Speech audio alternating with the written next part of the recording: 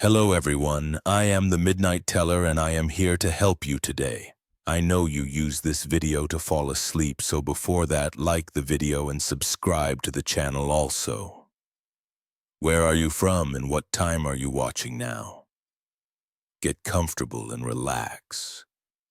I should have known better than to trust strangers in the woods. But when you've been hiking alone for days, any friendly face seems like a godsend. That's what I told myself when I met them, four locals with easy smith and a secret spot they were dying to show me. I never imagined those smiles would be the last thing I'd see before my world turned upside down.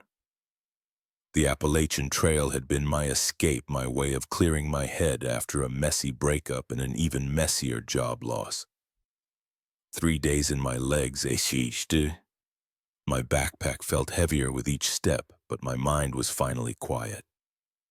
The rhythmic crunch of leaves under my boots and the whisper of wind through the trees had become a soothing melody, drowning out the noise of my troubled thoughts.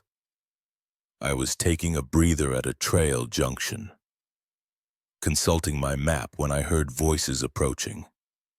2 men and 2 women rounded the bend, laughing and chatting like old friends out for a stroll. They looked like locals, flannel shirts, worn jeans, and hiking boots that had seen better days, the oldest of the bunch. A man with salt and pepper hair and crow's feet around his eyes gave me a friendly wave. "Hey there, hiker. Taking on the at solo, huh?" His voice was warm with a hint of a southern drawl. I nodded, suddenly aware of how long it had been since I'd spoken to another person. "Yeah, just me and the trail." The man introduced himself as Ray and made quick introductions for the others. Mike, Sa, and Lisa. They asked about my hike, where I was from. The usual small talk. It felt nice, normal even to chat with people again, you know? Ray said, leaning in conspiratorially. "If you're looking for a real view, we know a spot just off the trail. Most hikers miss it 'cause it ain't on the maps." I hesitated. Every instinct told me to stick to the marked trail, to not follow strangers into the woods. But they seemed so genuine, so eager to share their local knowledge, and wasn't this what hiking was about? Discovering hidden gems, experiencing nature off the beaten path. "It's not far," Sarah chimed in, her eyes twinkling.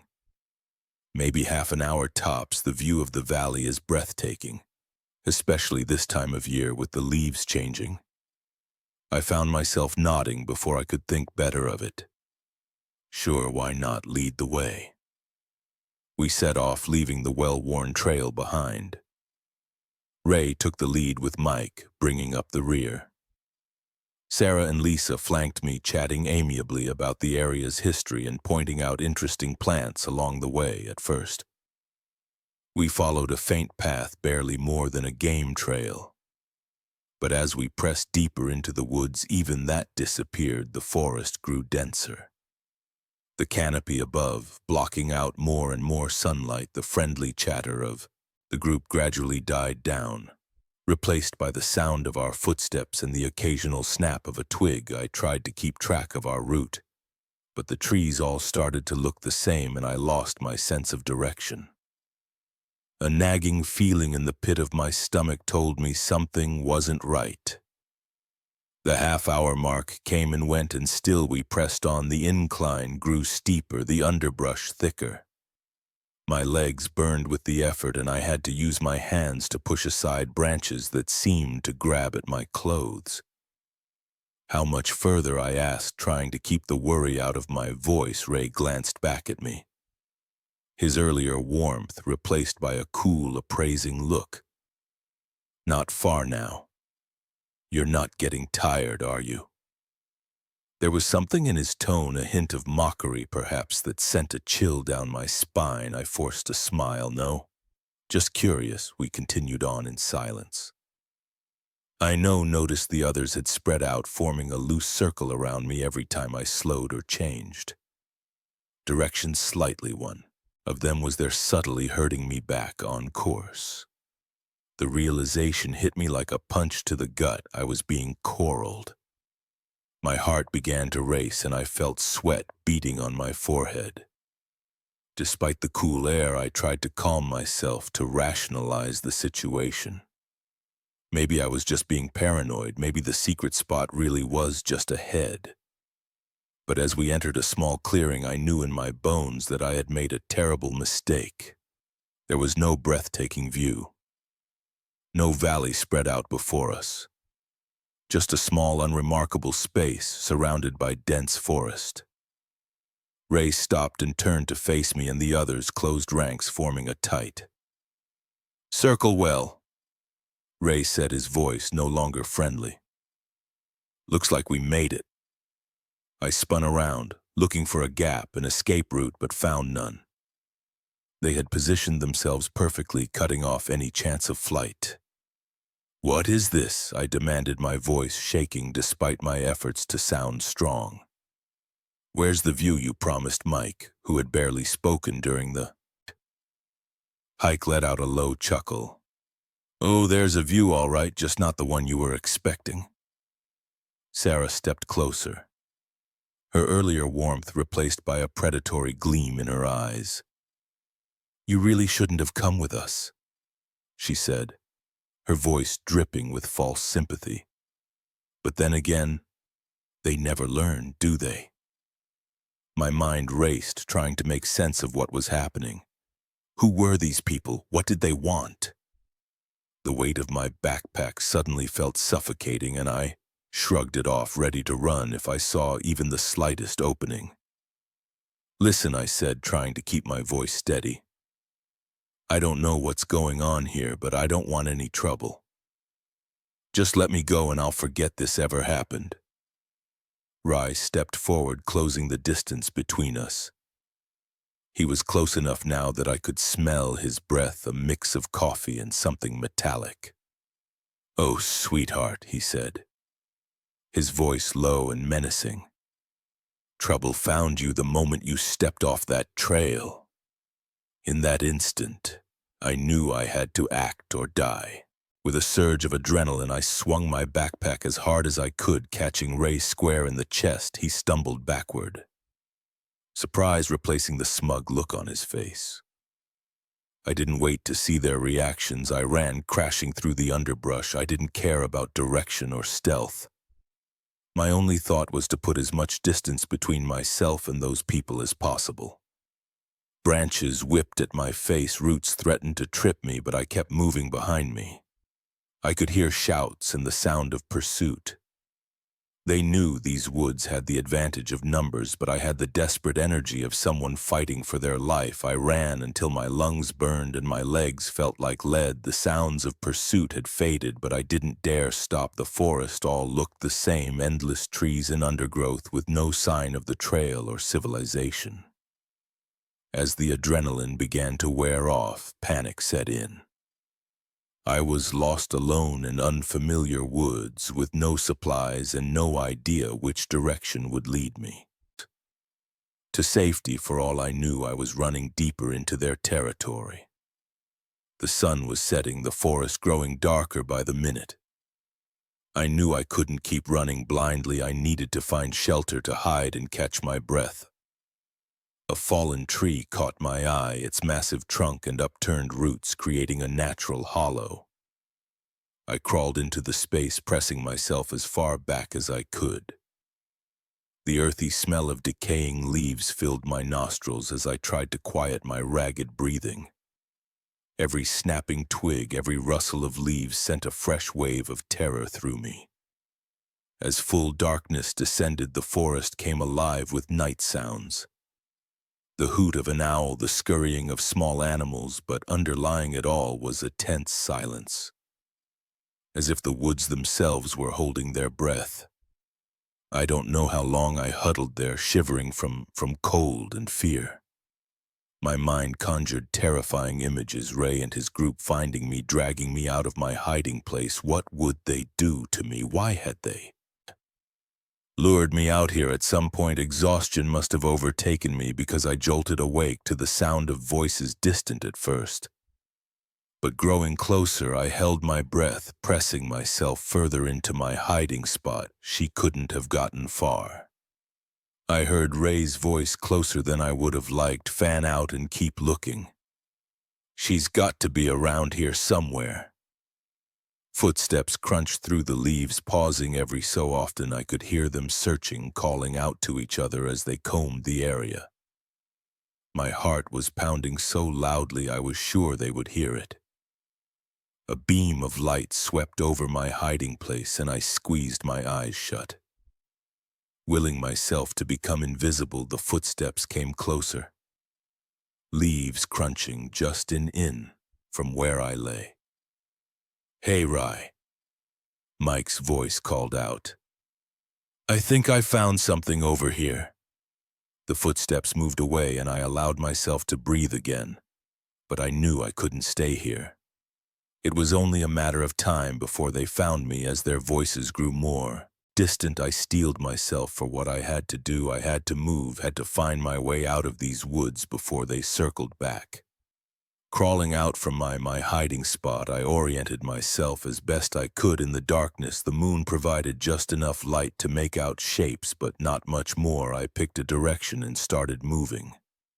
Trying to be as quiet as possible, every step was a terror, every shadow seemed to hide a threat, but I pressed on, driven by the knowledge that staying still meant certain capture. I don't know how long I walked or how far time lost all meaning in the dark forest. But eventually, miraculously, I saw a faint glow through the trees. Civilization. Stumbling out onto a road, I flagged down the first car I saw. The elderly couple inside looked shocked at my appearance. Scratched, dirty, and wildy, but they took me to the nearest police station where I poured out my story. The police searched the area but found no trace of Rye or the others, no evidence of the clearing where they had trapped me, and it was as if they had vanished into the forest itself. I never went back to finish my hike. The Appalachian Trail, once a source of solace, now featured prominently in my nightmares, but sometimes on dark nights. When the wind whispers through the trees, I wonder about those woods and I shudder. Knowing that somewhere out there, Ray and his group are probably looking for their next unsuspecting hiker to lead astray. The silence was supposed to be peaceful. Instead, it became a canvas for terror, painting my solitude with brushstrokes of paranoia and dread. What began as a simple weekend getaway spiraled into a nightmare that still haunts me, leaving me to question the very nature of solitude and the unseen forces that lurk in the quiet corners of the world. I had been looking forward to this trip for months. The stress of city life, the constant dent of traffic, and the suffocating pressure of deadlines had worn me down to a nub when I stumbled across the listing for a secluded cabin nestled deep in the woods. It seemed like the perfect escape. No Wi-Fi, no cell service, just me and the great outdoors, a chance to reset, to find myself again. In the quiet of nature, the drive up was beautiful. The road winding through dense forests and alongside babbling streams as I turned onto the gravel driveway leading to the cabin. The trees seemed to close in around me, creating a natural tunnel that led to my weekend sanctuary. The cabin itself was charming in its rustic simplicity. A small wooden structure with a covered porch. It looked like something out of a storybook. I parked my car, grabbed my bags, and took a deep breath of the crisp, pine-scented air. Already I could feel the tension in my shoulders starting to ease. Inside, the cabin was cozy and well-maintained. A stone fireplace dominated one wall of the main room, with a small kitchenette tucked into the corner. The bedroom was snug with a window that looked out into the surrounding forest. It wasn't luxurious, but it was exactly what I needed. I spent the afternoon settling in, unpacking my groceries and exploring the immediate area around the cabin. There was a small clear and outback, perfect for stargazing, and a well-worn path that led down to a creek. As the sun began to set, I built a fire in the fireplace and settled into an armchair with a book and a glass of wine. The silence was profound. No cars, No distant sirens, not even the hum of electronics, just the crackle of the fire and the occasional hoot of an owl. I reveled in it, feeling the last vestiges of city stress melting away. It was close to midnight when I finally decided to turn in. I banked the fire, made sure the doors were locked more out of habit than any real concern, and crawled into bed. The mattress was firm but comfortable, and I drifted off almost immediately, lulled by the absolute quiet. I'm not sure what woke me, a sound maybe, or just that inexplicable sense that something wasn't right. I lay there in the darkness, my heart pounding, straining my ears. For a long moment there was nothing. Then I heard it, a soft, rhythmic crunching sound, like footsteps on gravel. My first thought was that it must be an animal. A deer maybe, or a raccoon foraging around the cabin, but as I listened, the footsteps seemed too deliberate, too measured to be an animal. They circled the cabin, slowly, pausing occasionally before continuing on. When I slid out of bed, my bare feet silent on the wooden floor, moving to the window, I peered out into the darkness. The moon was nearly full, casting a pale light over the clearing, but I couldn't see anyone. The footsteps continued now on the far side of the cabin. A chill ran down my spine. Who would be out here in the middle of nowhere at this hour? I thought about the isolation that had seemed so appealing just hours before now. It felt oppressive, dangerous. I crept to the main room, checking the locks on the doors and windows. Everything was secure just as I had left it. The footsteps completed their circuit of the cabin and fell silent. I stood there in the darkness, barely breathing, waiting for something to happen. Nothing did after what felt like hours, but was probably only minutes. I convinced myself that I had imagined it all, the unfamiliar sounds of the forest playing tricks on my city-trained ears. I laughed softly at my own paranoia and went back to bed. Morning came, bright and clear. I awoke feeling refreshed, the unsettling events of the night fading like a bad dream in the light of day. I made coffee and decided to enjoy it on the porch, soaking in the beauty of the forest as I stepped outside. My mug slipped from my fingers, shattering on the wooden planks. There in the center of the clearing was a small pile of rocks, 5 or 6 stones stacked neatly on top of each other. It hadn't been there yesterday, I was sure of it. My mind raced. Had someone been here while I slept? But why? Leave a pile of rocks? It seemed so odd, so purposeless. I approached it cautiously, half expecting something to jump out at me, but it was just rocks, cold and inert in the morning sun. I spent the rest of the day trying to shake off the uneasy feeling that had settled over me. I hiked down to the creek, splashed in the cold water, and even managed to spot a deer grazing in a distant meadow. By the time evening rolled around, I had almost convinced myself that there was a perfectly reasonable explanation for the rock pile. Maybe the property owner had been by to check on things and decided to indulge in some impromptu rock stacking. As darkness fell, I found myself growing tense again, every creak of the cabin settling, every rustle of leaves outside seemed magnified. I built another fire, hoping its warm glow would dispel the shadows that seemed to lurk in every corner. I must have dozed off in the armchair, because the next thing I knew I was jolting awake to the sound of knocking, 3 sharp raps on the front door, clear and unmistakable. I froze, my heart leaping into my throat. "Hello?" I called out, my voice embarrassingly shaky. "Who's there?" No answer, just silence, heavy and oppressive. I stood up slowly, my legs feeling weak and unsteady. The knocking came again, this time from the back door. I whirled around, my breath coming in short gasps. This wasn't happening. It couldn't be happening. I lunged for my phone, forgetting for a moment that there was no service out here. My hands shook as I tried to dial 911.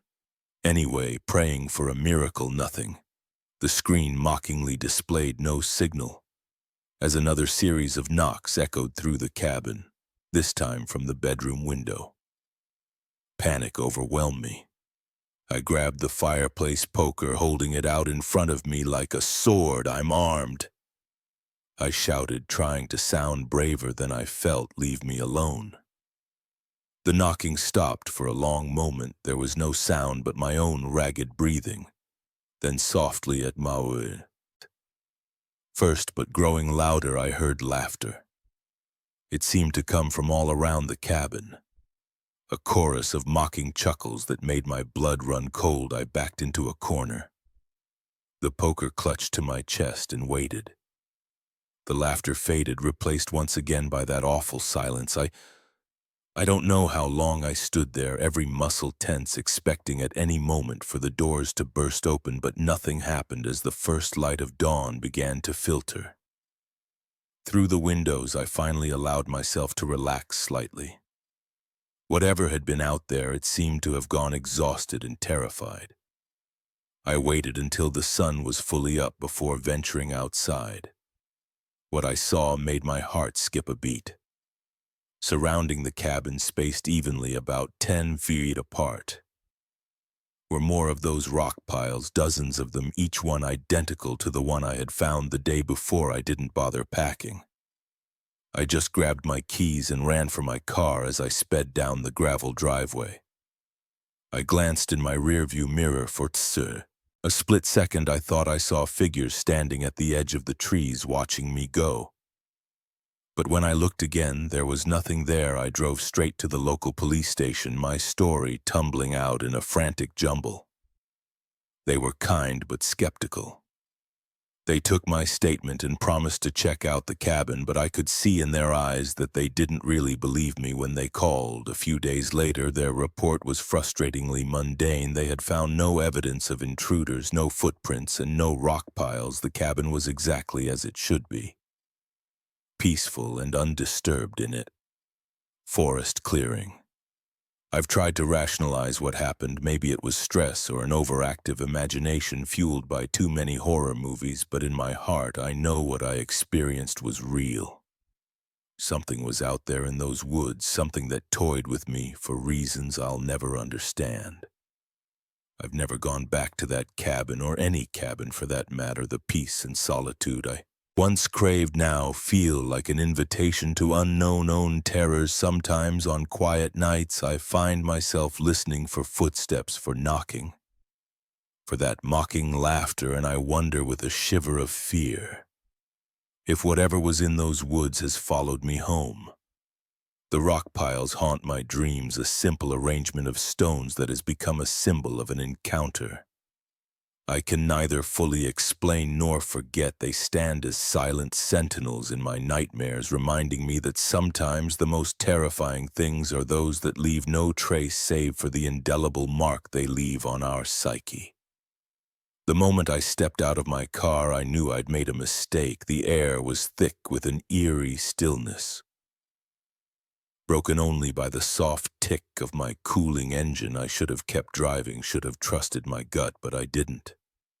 And that decision nearly cost me everything. It was supposed to be a simple drive home, a 4-hour stretch of highway I'd traveled countless times before.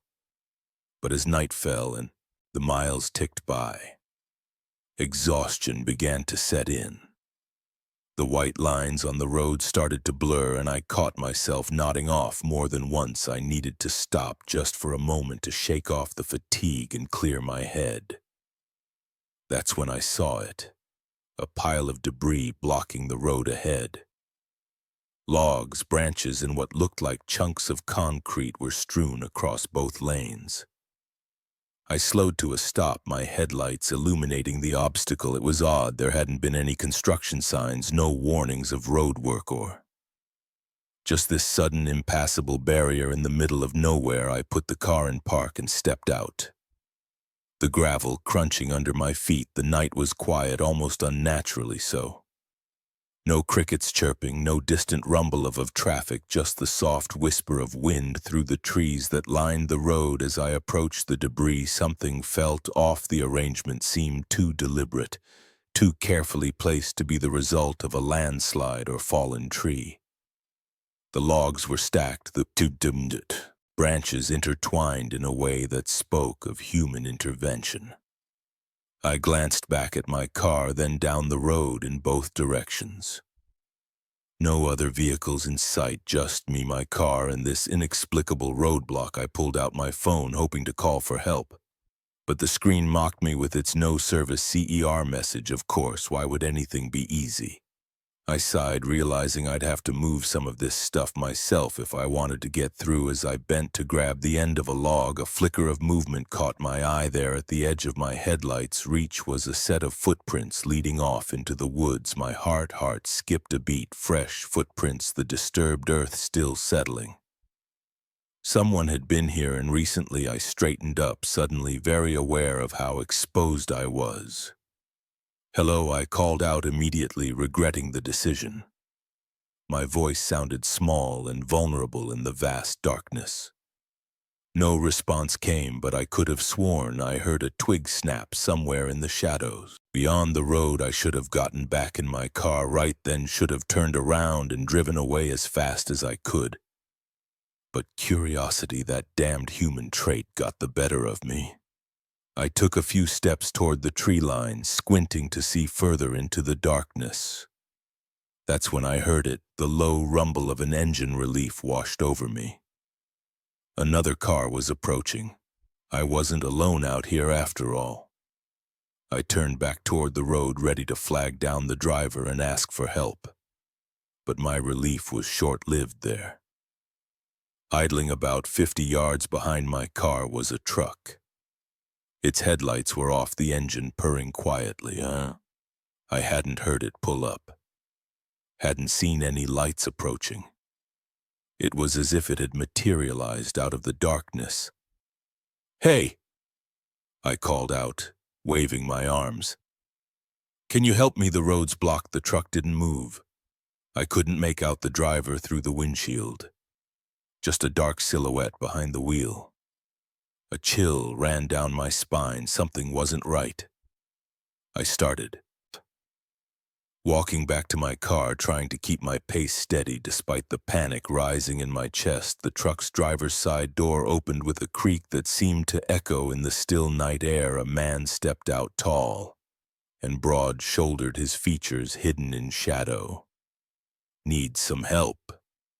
His voice was deep, casual, but there was an undercurrent to it that said, set my teeth on edge. I stopped, my hand on my car door handle. Yeah, there's a bunch of debris blocking the road." I was just about to try and clear it. He started walking toward me. His gait slow and deliberate. Nasty business. That happens sometimes out here. Folks aren't careful about what they're carrying. As he got closer, I could make out more details. He was wearing a thick jacket despite the mild weather. His hands shoved deep in the pocket. A baseball cap pulled low obscured most of his face. "You shouldn't be out here alone," he said now. "Just a few feet away. Never know what kind of trouble you might run into." My heart was pounding so hard I was sure he could hear it. Every instinct was screaming at me to get in the car and drive. Debris be damned, but he was too close now. If I made a move, he'd be on me before I could close the door. "I'm fine," I managed to say, trying to keep my voice steady. "My, husband is expecting me. He'll be worried if I'm late." The man chuckled, a low sound that sent shivers down my spine. "Is that so funny? I didn't see a ring on your finger when you were waving your arms about earlier." Ice flooded my veins. He'd been watching me. For how long had he been there when I first pulled up? "Look," I said, desperation creeping into my voice. "I don't want any trouble. Why don't you go on ahead? I'll figure out how to get around this mess." He took another step closer. I could smell him now, a mixture of cigarette smoke and something metallic. "Oh, I don't think you'll be going anywhere for a while." That's when I heard it. Movement in the woods behind me, more than one person by the sound of A twig snapping, leaves rustling, my breath caught in my throat as I realized the full extent of the trap I'd walked into. The man smiled, and in the dim light I saw the glint of teeth. Like I said, folks aren't careful about what they're carrying out here. Sometimes things fall off trucks, sometimes those things are valuable, and sometimes, well, sometimes we need to make sure no one interrupts while we collect our lost property. I didn't think I just acted in one fluid motion. I yanked open my car door and threw myself inside. The man lunged forward, his hand grasping for my arm, but I slammed the door shut just in time. His fist pounded on the window as I fumbled with my keys, my hands shaking so badly I could barely get them into the ignition. The engine roared to life just as more men emerged from the woods, 3 of them running toward my car with purposeful strides. I threw the car into reverse, tires squealing as I backed up the man who had spoken to me. Dove out of the way, rolling across the asphalt, I spun the wheel. The car fishtailing as I turned it around in my rearview mirror.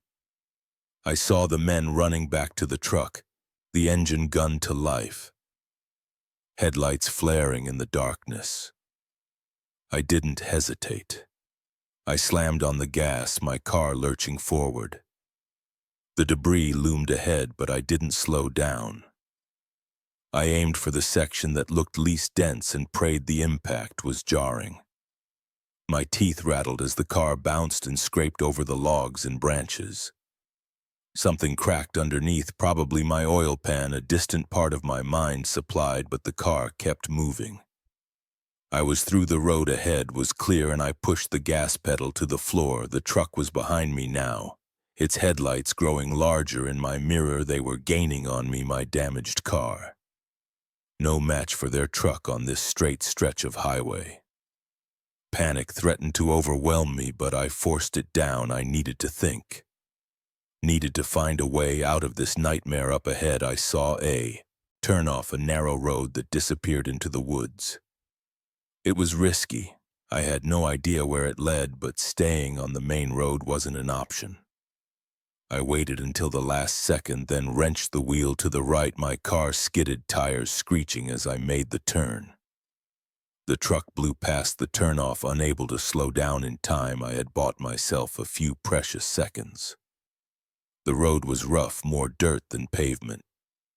My car rattled and shook, but I didn't dare slow down. Trees whipped past on either side, branches scraping against the windows. I drove blindly, taking turns at random, praying I was putting distance between myself and my pursuers after what felt like hours but was probably only minutes. I saw lights ahead, a gas station, its fluorescent glow a beacon of hope in the darkness. I screeched into the parking lot, horn blaring, and threw myself out of the car. The attendant looked startled as I burst through the door, wild-eyed and babbling about men chasing me. He called the police while I huddled behind the counter, jumping at every sound. When the cops arrived, they found no sign of the truck or the men. They drove me back to the scene, but the debris was gone. The road clear as if nothing had ever happened. They were sympathetic but skeptical. No evidence, no crime. I sold my car soon after that night.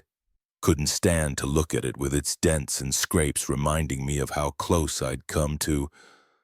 I don't even know what. I don't drive that road anymore, don't drive much at all.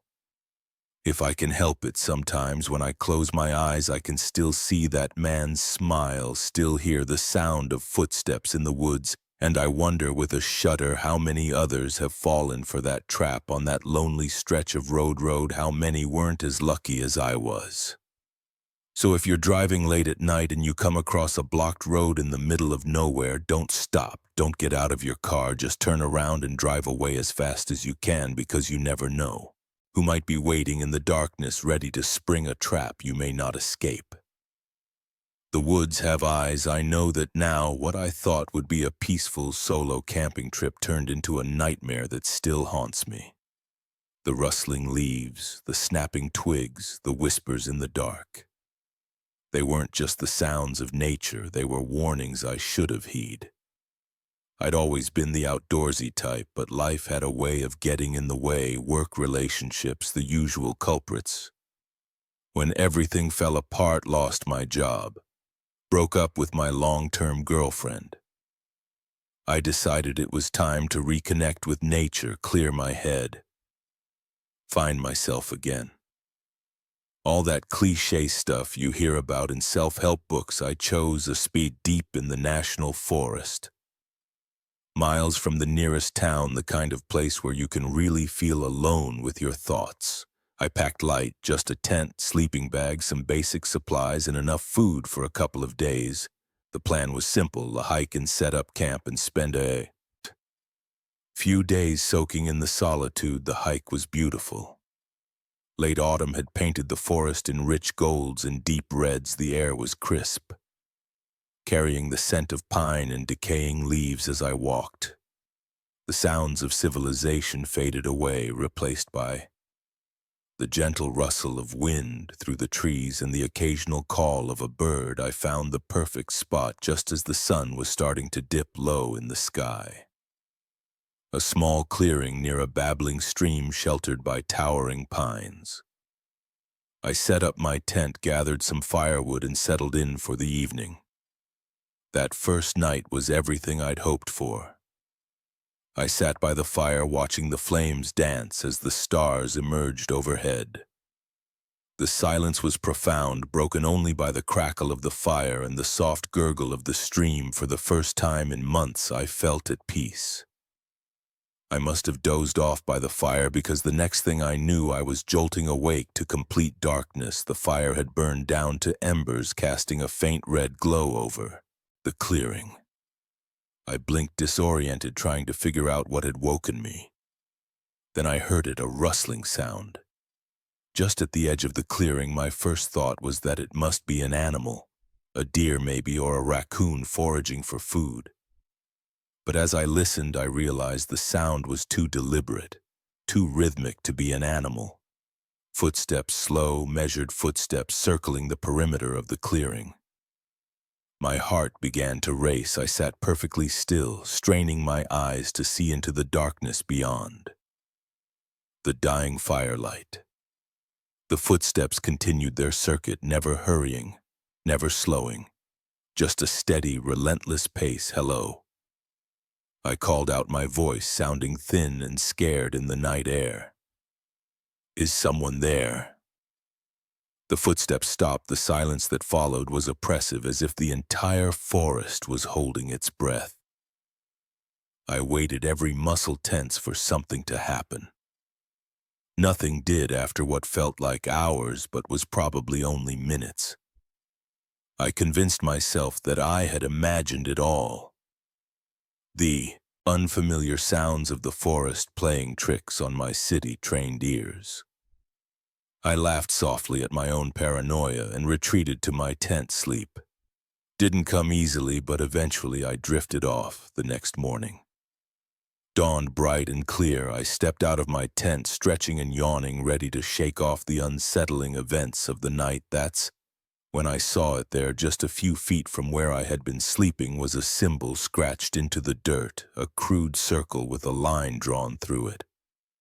My blood ran cold. This wasn't here yesterday. Someone or something had been in my camp while I slept. I approached the symbol cautiously, as if it might suddenly spring to life. The line was deep, clearly carved with purpose. This was no random scratch in the dirt. This was a message. My eyes darted around the clearing.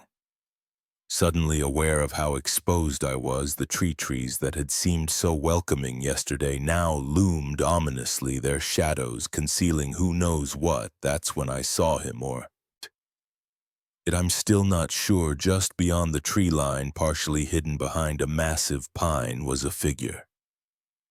It was tall, much taller than any man I'd ever seen, and unnaturally thin. Its skin, if you could call it that, seemed to shift and ripple, blending with the dappled shadows of the forest. We low eyes, or at least I think we did. Where its face should have been was a void, a darkness deeper than the shadows around it. I felt a primal fear grip me. The kind of terror our ancestors must have felt when faced with the unknown predators of a primeval world. I blinked and it was gone, vanished as if it had never been there. But I knew what I had seen. The image was burned into my mind, a nightmare made flesh. My hands shaking, I began to break camp. Every rustle of leaves, every snapping twig made me jump. I felt eyes on me watching from the forest. But every time I looked up, there was nothing there as I was rolling up my sleeping bag. I heard a whisper so faint I almost missed it, carried on the breeze like a sigh. "Stay." I froze, the sleeping bag clutched to my chest like a shield. The words seemed to echo in my head, growing louder with each repetition. "Stay! Stay! Stay! No!" I said aloud, my voice cracking. "No, I'm leaving right now." I threw my things haphazardly into my backpack, no longer caring about neatness or organization. I just needed to get out of there, to put as much distance between myself and this place as possible. As I shouldered my pack and turned to leave, I saw them, dozens of those symbols carved into the trunks of the trees surrounding the clearing, circles with lines through them. Some fresh, the bark still oozing sap, others old and weathered. How had I not noticed them before I ran? I didn't care about following the trail or finding my way back. My only thought was escape. Branches whipped at my face, roots threatened to trip me, but I kept going. My lungs burned, my legs ached, but the fear pushing me forward was stronger than any physical discomfort. I don't know how long I ran. Time seemed to lose all meaning in that forest. The trees all looked the same, and more than once I feared I was running in circles, but I didn't dare stop. Finally, mercifully, I broke through the tree line and onto a road. I nearly cried at the sight of it, this symbol of civilization and safety. I followed it, my pace never slowing until I reached a gas station on the outskirts of a small town. The attendant looked at me like I was crazy when I burst in. Wild-eyed and scratched up, I probably was at that point. I babbled about the symbols, the whispers, the figure in the woods. He listened patiently, then called the police. The officers who responded were kind but skeptical. They took my statement, then drove me out to where I had camped. But when we got there, the clearing was empty. No tent, no fire pit, no symbols carved in the dirt or trees. It was as if I had never been there at all. They chalked it up to an overactive imagination, maybe brought on by stress or dehydration, suggested. I see a doctor, get some rest, but I know what I saw, what I heard, what I felt. I've tried to put it behind me, to rationalize it as a panic attack or some kind of hallucination. But on quiet nights when the wind whistles through the trees outside my window, I swear I can hear that whisper again. Stay. Sometimes I dream of that figure in the woods in my nightmares. It follows me always, just out of sight, but never far behind. I wake up in a cold sweat. The symbol of the circle and line burned into my mind's eye. I don't go camping anymore, don't even like to be in heavily wooded areas. The rustle of leaves sets my heart racing, and the snap of a twig can send me into a panic. People say the woods are peaceful, a place to connect with nature and find yourself. But I know better now. I know that sometimes the woods are watching, waiting, and if you're not careful, they might decide to keep you. That symbol haunts me still. I see it everywhere, in the grain of wood, in the cracks on the sidewalk, in the steam rising from my coffee, a circle with a line through it, so simple yet so terrifying in its implications. What did it mean? Why was it there, and why do I feel deep in my bones that it wasn't a warning, but an invitation? I don't have answers to these questions, and part of me hopes I never will. But I know one thing for certain. The next time I hear a whisper in the woods, I won't stick around to find out what it's saying. Some mysteries are better left unsolved. Some Invitations better left unanswered, especially when they come from the dark heart of the forest where ancient things still lurk in the shadows, waiting for the unwary to wander too far from the path. The old man eyes didn't match his smile that should have been my first clue, but when you're lost in the woods, cold and hungry, even the strangest shelter can seem like salvation. It wasn't until I was inside the door locked behind me that I realized. Sometimes being lost is safer than being found. I hadn't planned on going off trail. The day had started perfectly crisp, autumn air leaves crunching underfoot, and a well-marked path through some of the most beautiful forests I'd ever seen. I'm an experienced hiker, not the type to make rookie mistakes, but somewhere between admiring a particularly stunning vista and trying to get the perfect photo for my Instagram, I lost the trail at first. I wasn't worried. I had my phone's GPS, a compass, and enough supplies for a day hike. But as the hours wore on and the sun began to dip behind the mountains, a creeping sense of unease settled in my stomach. My phone's battery was dying and the terrain all looked the same, endless trees and rocky outcroppings that offered no clue as to which direction I should go. Just as panic was starting to set in, I saw a thin trail of smoke rising above the trees in the distance. Where there's smoke, there's fire, and where there's fire, there are people. I quickened my pace, pushing through the underbrush towards what I hoped was salvation. The cabin appeared suddenly, as if it had grown out of the forest itself. It was small and weathered, its wooden walls gray with age. Smoke curled lazily from a stone chimney, and a warm glow spilled from the windows. Relief washed over me. I hurried to the door and knocked. Perhaps a bit too eagerly, the door creaked open, and there he stood, an old man, probably in his 70s, with a scraggly white beard and deep-set eyes that seemed to look right through me.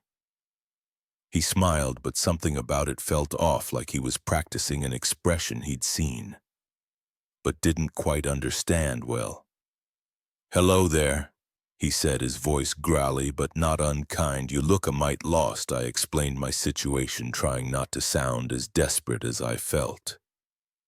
The old man, Jack, he called himself, listened patiently, nodding along. When I finished, he stepped back from the door. "Can't leave you out here in the cold now, can I? Come on in and warm yourself by the fire." I hesitated for just a moment. Something in the back of my mind whispered a warning, but the promise of warmth and safety overrode any misgivings. I stepped inside. The cabin was cozy if cluttered. Every surface seemed covered with odds and ends.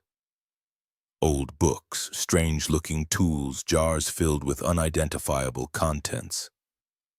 A fire crackled in a stone fireplace, casting dancing shadows on the walls. Jack busied himself in the small kitchen area, putting a kettle on the wood-burning stove. Nothing like a hot cup of tea to chase away the chill. He said, his back to me, "Make yourself comfortable." I sank into an old armchair, feeling the day's exertions catching up with me. The warmth of the fire and the sense of safety began to lull me into a state of relaxation. Jack returned with 2 steaming mugs, handing one to me before settling into a chair opposite. So he said, fixing me with those unsettling eyes, "What brings you to these parts?" "Not many folks come up this way anymore." I explained about my hike, how I'd gotten turned around as I talked. I noticed Jack nodding along, but his eyes kept darting to the windows as if expecting someone or something to appear. "Yep, these woods can be tricky," he said. When I finished, "Been up here for, must be 30 years now, seen all sorts come and go." Something about the way he said it made me pause. "Go? You mean other hikers?" Jack's smile widened, but it didn't reach his eyes. "Oh, all sorts, hikers, campers, folks just passing through this forest, and it has a way of calling to people, you might say."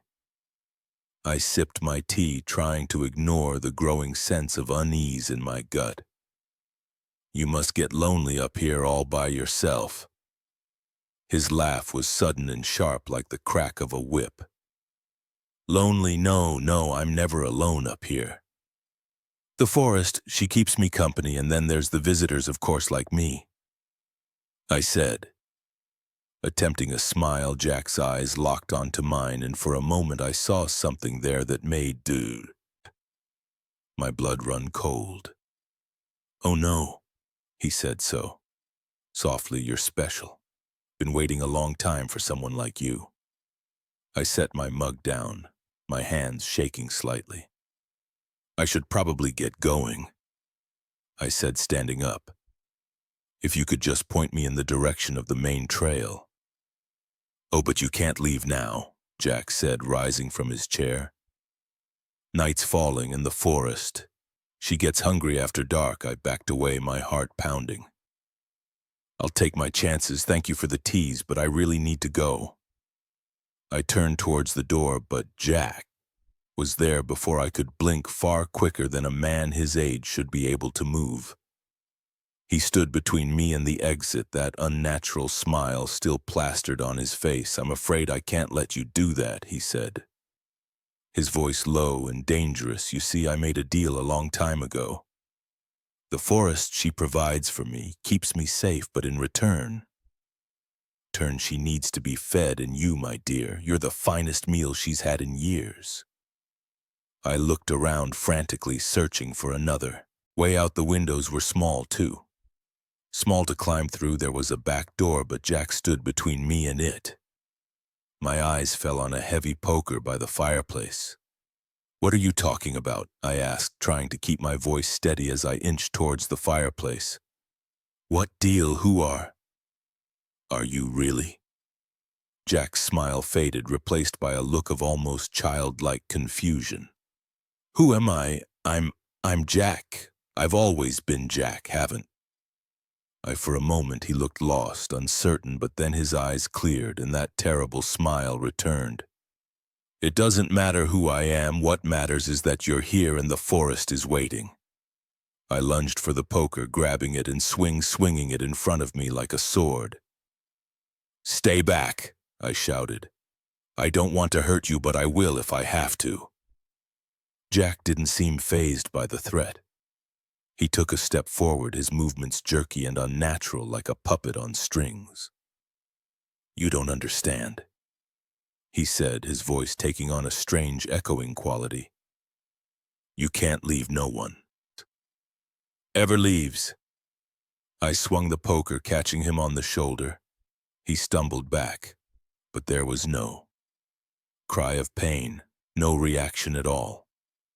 He just kept coming, that terrible smile still fixed on his face. I ran for the back door, fumbling with the lock. I could hear Jack behind me, his breathing ragged and uneven. The door finally gave way, and I burst out into the gathering darkness. The forest seemed different now. The trees loomed larger, their branches reaching out like grasping hands. The wind whispered through the leaves, and I could have sworn I heard my name. I ran blindly, not caring about direction, just needing to put distance between myself and that cabin, between myself and Jack. Branches whipped at my face, roots seemed to reach up to trip me, but I kept going. I don't know how long I ran. It could have been minutes or hours. The forest blurred around me, and more than once I thought I saw shapes moving in the shadows always. Just at the edge of my vision, finally my legs gave out and I collapsed to the ground, gasping for breath as I lay there trying to get my bearings. I heard footsteps, slow, deliberate footsteps crunching through the leaves. I looked up, and there was Jack standing just a few feet away. He looked different now. His skin seemed to ripple and shift, blending with the shadows around him. His eyes glowed faintly in the darkness. You can't run from the forest, he said, his voice no longer his own. It was deeper, older, filled with the rustle of leaves and the creak of ancient trees. She's in your blood now. She's tasted you, and she won't let you go. I scrambled to my feet, ready to run again, but I found I couldn't move. The ground seemed to shift beneath me. roots curling around my ankles holding me in place. Jack, or whatever he had become, reached out a hand. "Don't fight it," he said. "Become part of the forest like I did all those years ago. It's not so bad once you get used to it." As his hand touched my shoulder, I felt a strange sensation like sap flowing through my veins. The forest around me seemed to come alive, every tree, every leaf pulsing with an ancient, hungry energy. I wanted to scream, to fight, to run, but as the forest's will seeped into me, I found I didn't want to anymore. Why had I been so afraid? This was where I belonged. This was home. The last thing I remember is Jack's smile, no longer unnatural but welcoming, a smile I now understood, and as the forest embraced me, I smiled back. Sometimes when hikers pass through our woods, I see confusion in their eyes. They look at me, this old man in his cabin, and something tells them they should be afraid, but I just smile and invite them in for tea. After all, the forest is always hungry, and I made a deal a long time ago. The moment I bit into that potato salad, I knew something was terribly wrong. It wasn't just the unexpected taste of meat where there shouldn't have been any. It was the way my neighbors watched me, their eyes gleaming with an intensity that made my skin crawl. I should have trusted my instincts and left right then. But I didn't, and that decision nearly cost me everything. I had moved into the neighborhood about 6 months ago, seeking a quiet place to recharge after a messy divorce. The streets were tree-lined, the houses well-maintained, and the neighbors seemed friendly enough. They'd wave as I walked by or offer a quick hello when we crossed paths at the local shops, but there was always something off about their smiles, too wide, too fixed, as if they were wearing masks they couldn't quite control. I'd managed to keep to myself for the most part, politely declining invitations to book clubs and neighborhood watch meetings. But when Sarah, the unofficial ringleader of the block, knocked on my door with an invitation to the annual potluck, I found myself saying yes before I could think better of it. "Oh, wonderful," she exclaimed, her smile stretching just a bit too far. "We've all been so looking forward to getting to know. You better don't forget to bring a dish." The day of the potluck arrived, and I found myself standing in Sarah's backyard, clutching a bowl of hastily made pasta salad. Long tables groaned under the weight of countless dishes, and the air was filled with the buzz of conversation and the clinking of cutlery. I hovered at the edge of the gathering, feeling out of place. The other neighbors moved around with an easy familiarity, laughing and chatting as they filled their plates. I recognized a few faces bob from 2 doors down. The elderly couple from across the street, the young family from the corner house. They all seemed so normal. Maybe I'd been too hasty in my judgment. Maybe this was exactly what I needed to feel more at home in the neighborhood. Deciding to make an effort, I approached the food tables. That's when I noticed something odd. Almost every dish seemed to contain meat, and not just in the ways you'd expected a barbecue. There was meat in the coal, SLA meat chunks, floating in what looked like jello, even what appeared to be a meat-based fruit pie. My vegetarian pasta salad stood out like a sore thumb. "Try the potato salad," a voice said beside me, making me jump. It was Sarah, her ever-present smile fixed firmly in place. "It's my grandmother's recipe, a real neighborhood favorite." Not wanting to be rude, I spooned a small amount onto my plate. The potato salad looked normal enough, creamy white with flecks of herbs, but as I took a bite, my taste buds rebelled. Hidden among the potatoes were chunks of something meaty with a texture I couldn't quite place. I must have made a F face because Sarah's smile faltered for just a moment. "Is something wrong?" she asked, her voice honey-sweet but with an undercurrent I couldn't quite place. No, I lied, forcing myself to swallow. "It's interesting, I just wasn't expecting meat in the potato salad." Sarah's smile returned wider than ever. Oh, we put meat in everything around here. It's kind of our thing. You'll get used to it. I nodded, not trusting myself to speak as I looked around. I realized she was right. Every neighbor's plate was piled high with the meat. Laden dishes, but something else caught my attention. While they all seemed to be eating enthusiastically, making appreciative noises and going back for seconds, I didn't actually see anyone swallow. A chill ran down my spine. I set my plate down suddenly, not hungry at all. I think I need some water, I mumbled, heading towards the drinks table as I walked. I felt eyes on me, glancing back. I saw several neighbors watching me intently. Their gazes followed my every move, and their smiles seemed to have taken on a predatory edge at the drinks table. I poured myself a glass of water with shaking hands. As I raised it to my lips, I caught sight of my reflection in the picture for a moment. Just a moment. I thought I saw something else reflected there. Not the faces of my smiling neighbors, but something twisted, inhuman. I dropped the glass water, splashing across my shoes. The conversation around me stuttered to a halt, and I felt every eye in the yard turn towards me. Is everything all right, dear? Sarah's voice came from right behind me, making me jump. She placed a hand on my shoulder, and it took every ounce of self-control not to flinch away. Her touch felt wrong somehow, too cold, too firm.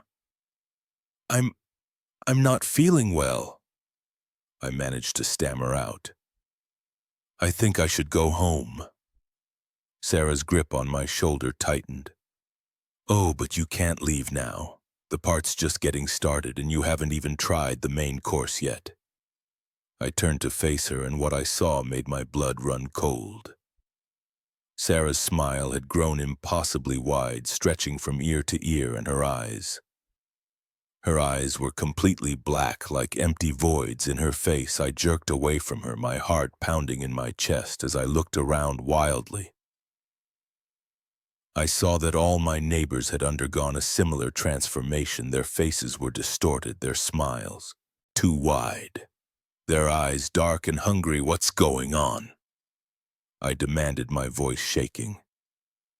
What are you people? Bob from 2 doors down stepped forward. When he spoke, his voice was a low growl that seemed to come from somewhere deep in his chest. We're just your friendly neighborhood welcoming committee, and you, my dear, are the guest of honor. I didn't wait to hear more. I turned and ran, pushing past grasping hands and ignoring the chorus of inhuman voices calling for me to stay.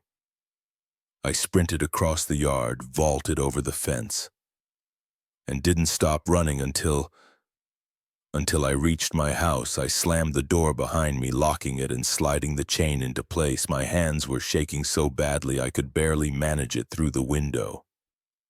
I could see figures moving on the street, my neighbors walking with an unnatural, jerky gait, all heading in my direction. I ran upstairs, grabbing my phone to call the police, but when I dialed 911, all I got was a busy signal. I tried again and again, each time met with the same result. A knock at the door made me jump. Come out, dear, Sarah's voice called, sickly sweet. We just want to welcome you properly to the neighborhood. It won't hurt much. I looked around, frantically searching for a way out the window. I could climb out onto the roof and maybe make it to my car, but as I approached the window, I saw more neighbors in my backyard, their distorted faces turned up towards me, waiting. I was trapped. The knocking at the door grew louder, more insistent. I could hear wood splintering as they began to force their way in. In desperation, I barricaded myself in the bathroom, pushing the heavy vanity in front of the door. I sat on the edge of the tub, my mind racing. This couldn't be happening. Things like this didn't happen in real life. Any moment now, I'd wake up and realize this was all just a terrible nightmare, but the sounds of my neighbors forcing their way into my house were all too real. I could hear them moving through the rooms downstairs, calling out to me in sing-song voices that didn't even try to sound human anymore. As I sat there trembling, My eyes fell on the small window above the toilet. It was tiny. Probably too small for me to fit through, but it was my only chance. I had just started to pry it open when the bathroom door shuddered under a heavy impact. Wood cracked, and I saw fingers unnaturally long and tipped with sharp claws curl around the edge of the door. "Here's Johnny," Bob's voice called out, followed by a chorus of inhuman laughter. In a panic, I squeezed myself through the window, scraping my sides raw in the process. I tumbled onto the roof, rolling dangerously close to the edge before I managed to stop myself.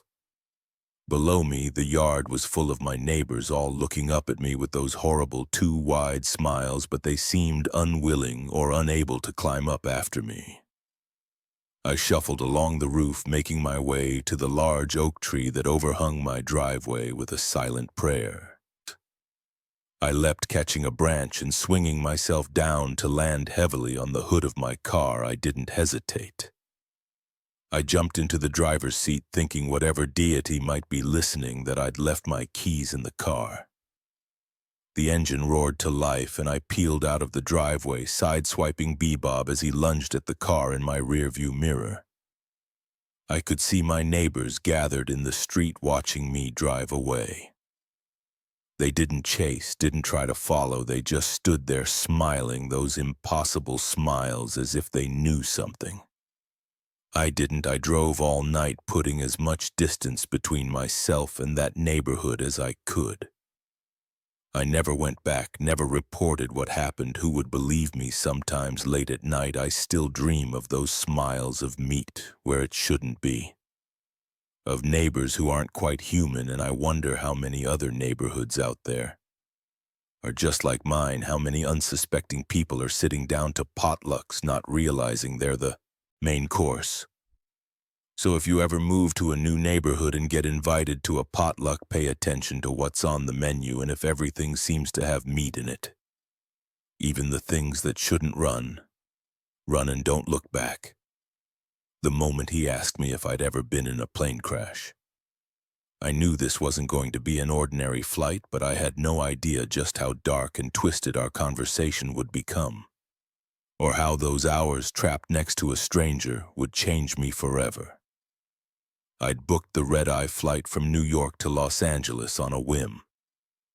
A last-minute business trip that couldn't wait for a more reasonable hour.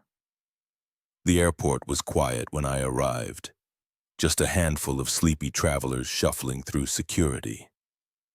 I grabbed a coffee, hoping the caffeine would keep me alert enough to get some work done on the flight. Boarding was quick and efficient. The plane was one of those smaller models, just 2 seats on each side of the aisle.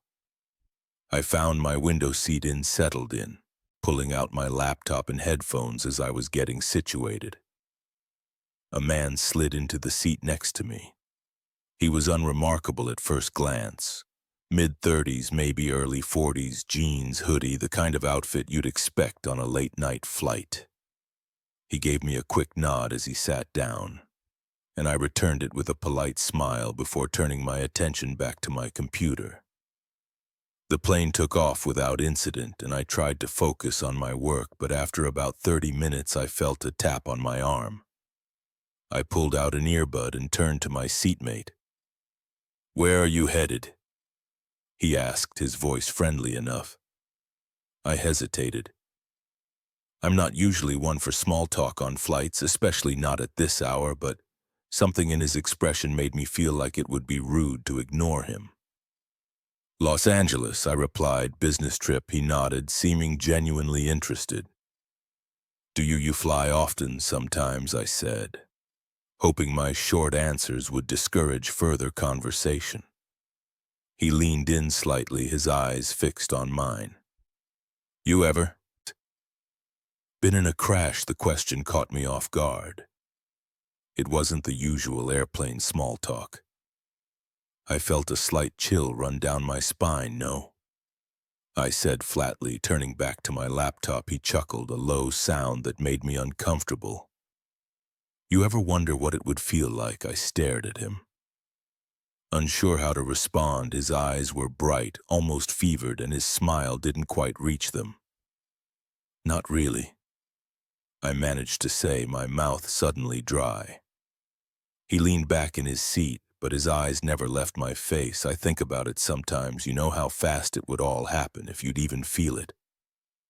I shifted uncomfortably in my seat, looking around for a flight attendant, but the cabin was dark, most passengers asleep or absorbed in their own worlds. I'm sure it's not something we need to worry about, I said, trying to keep my voice steady. Flying is statistically very safe, he laughed again. That same unsettling chuckle. Statistics don't mean much when you're plummeting from 30,000 fed it, do they? I didn't respond, instead putting my earbud back in and staring intently at my screen. But I couldn't focus on the words in front of me. My heart was racing, and I could feel his eyes on me. After a few minutes, I felt another tap on my arm against my better judgment. I turned to look at him. You ever think about what people are really like? He asked, his voice low, almost conspiratorial. What do you mean? I asked, despite myself. He leaned in closer, and I could smell his breath, a mix of coffee and something metallic. You know what? They're hiding their secrets, the dark stuff. I swallowed hard, my mouth suddenly bone dry. I don't really think about that kind of thing. His eyes gleamed in the dim cabin light. Everyone's got something, a secret, something dark. They don't want the world to know. I shifted away from him as much as my seat would allow. Look, I really need to get some work done. What's yours? He interrupted, his voice barely above a whisper. I don't have any dark secrets, I said, trying to sound firm but hearing the tremor in my voice. He smiled, a slow, creeping thing that made my skin crawl. Everyone does, maybe you just don't know yours yet. I pressed the call button, praying for a flight attendant to appear. But no one came, you know? No. He continued, seemingly oblivious to my discomfort in a crash. All those secrets would come out in those last moments when you know it's all over. What would you confess? I stood up abruptly, nearly knocking my laptop to the floor. I need to use the restroom, I mumbled, not meeting his eyes. As I squeezed past him, I felt his hand rush against my leg. It could have been an accident. The space was tight after all, but something about the touch felt deliberate, invasive in the tiny airplane bathroom. I splashed cold water on my face, trying to calm my racing heart. I stared at my reflection in the mirror, seeing the fear in my own eyes. This was ridiculous. He was just a weird guy, making inappropriate conversation, nothing to be afraid of. But as I opened the door to return to my seat, I saw him watching me. His eyes followed my every move as I walked down the aisle, and that smile, that terrible, knowing smile, was still plastered on his face. I sat down immediately, putting my earbuds in and turning up the volume on my music. I didn't look at him, didn't acknowledge him, but I could feel his presence next to me. Oppressive and unsettling after what felt like hours but was probably only minutes. I felt another tap on my arm. I ignored it. He tapped again, harder this time. I kept my eyes fixed. Straight ahead, then I felt his breath on my ear as he leaned in close. You can't ignore me forever, he whispered. We're stuck here together, you and me, might as well make the most of it. I jerked away, finally turning to face him.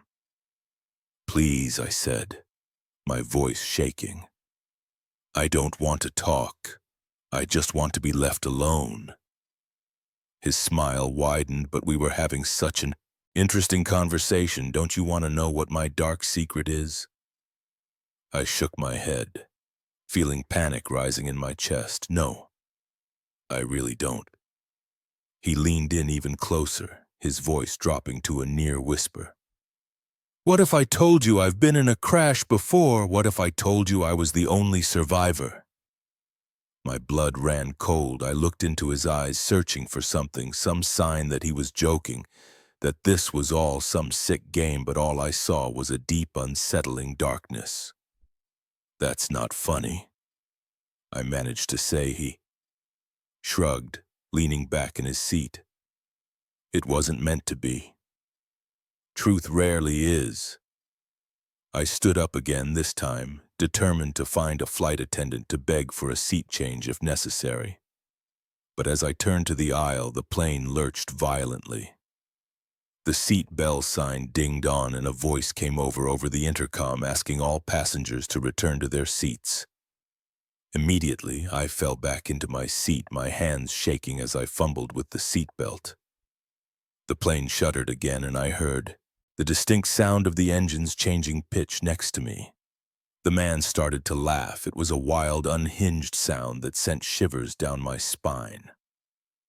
"Here we go," he said, his eyes wide with something that looked disturbingly like excitement. "Time to face those secrets, time to see what we're really made of."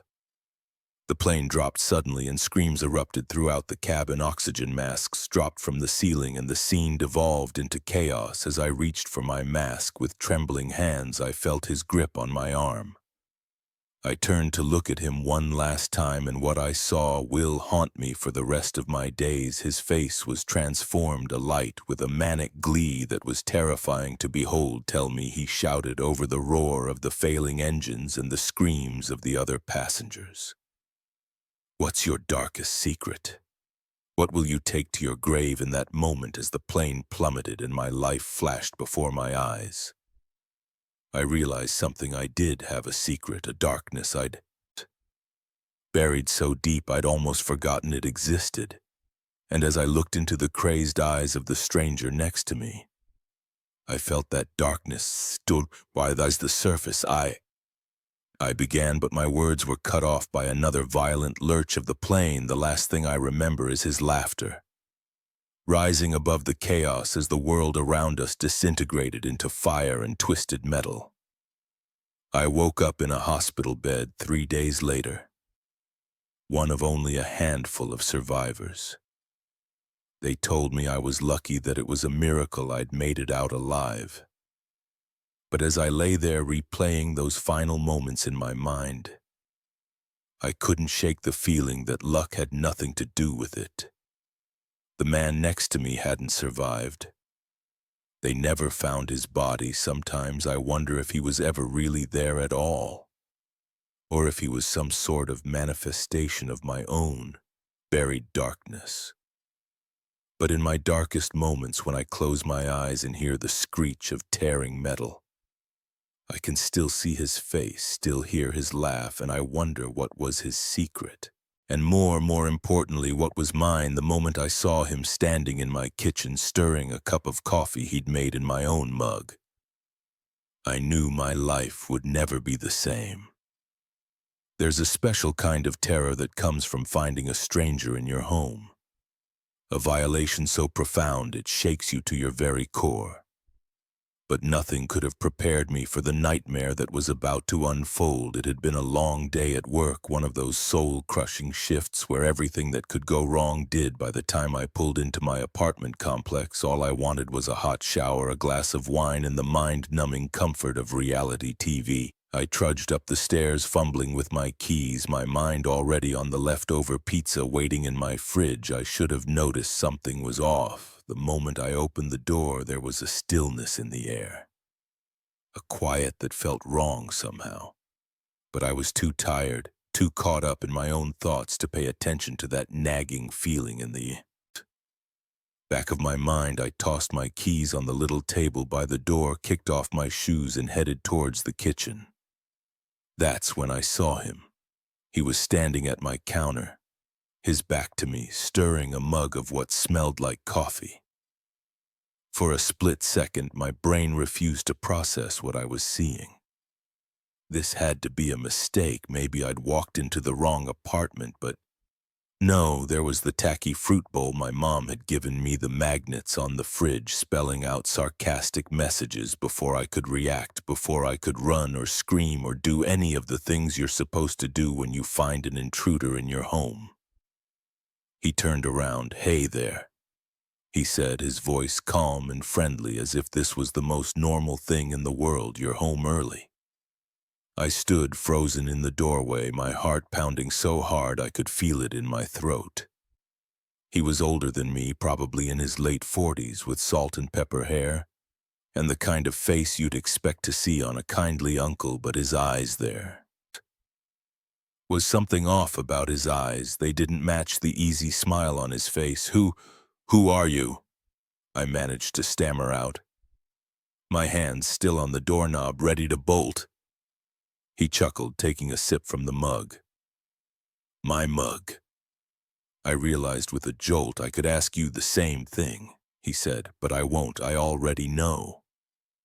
A chill ran down my spine. What do you mean you know this is my apartment? You shouldn't be here. He set the mug down, his movements deliberate and unhurried. Is it? Though, are you sure about that? I felt like I was in some kind of twisted dream. Nothing made sense. Of course, I'm sure, I said, my voice rising. I've lived here for 3 years. You need to leave now. His smile never wavered, but something changed in his eyes, a hardness, a glint of something dangerous. 3 years, huh? That's cute.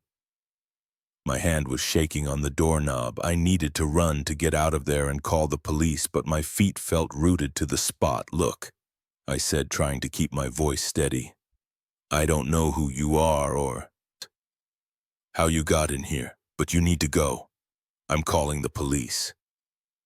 I reached for my phone, but he was faster. In 2 quick strides, he crossed the kitchen and was standing in front of me. I hadn't realized how tall he was until that moment.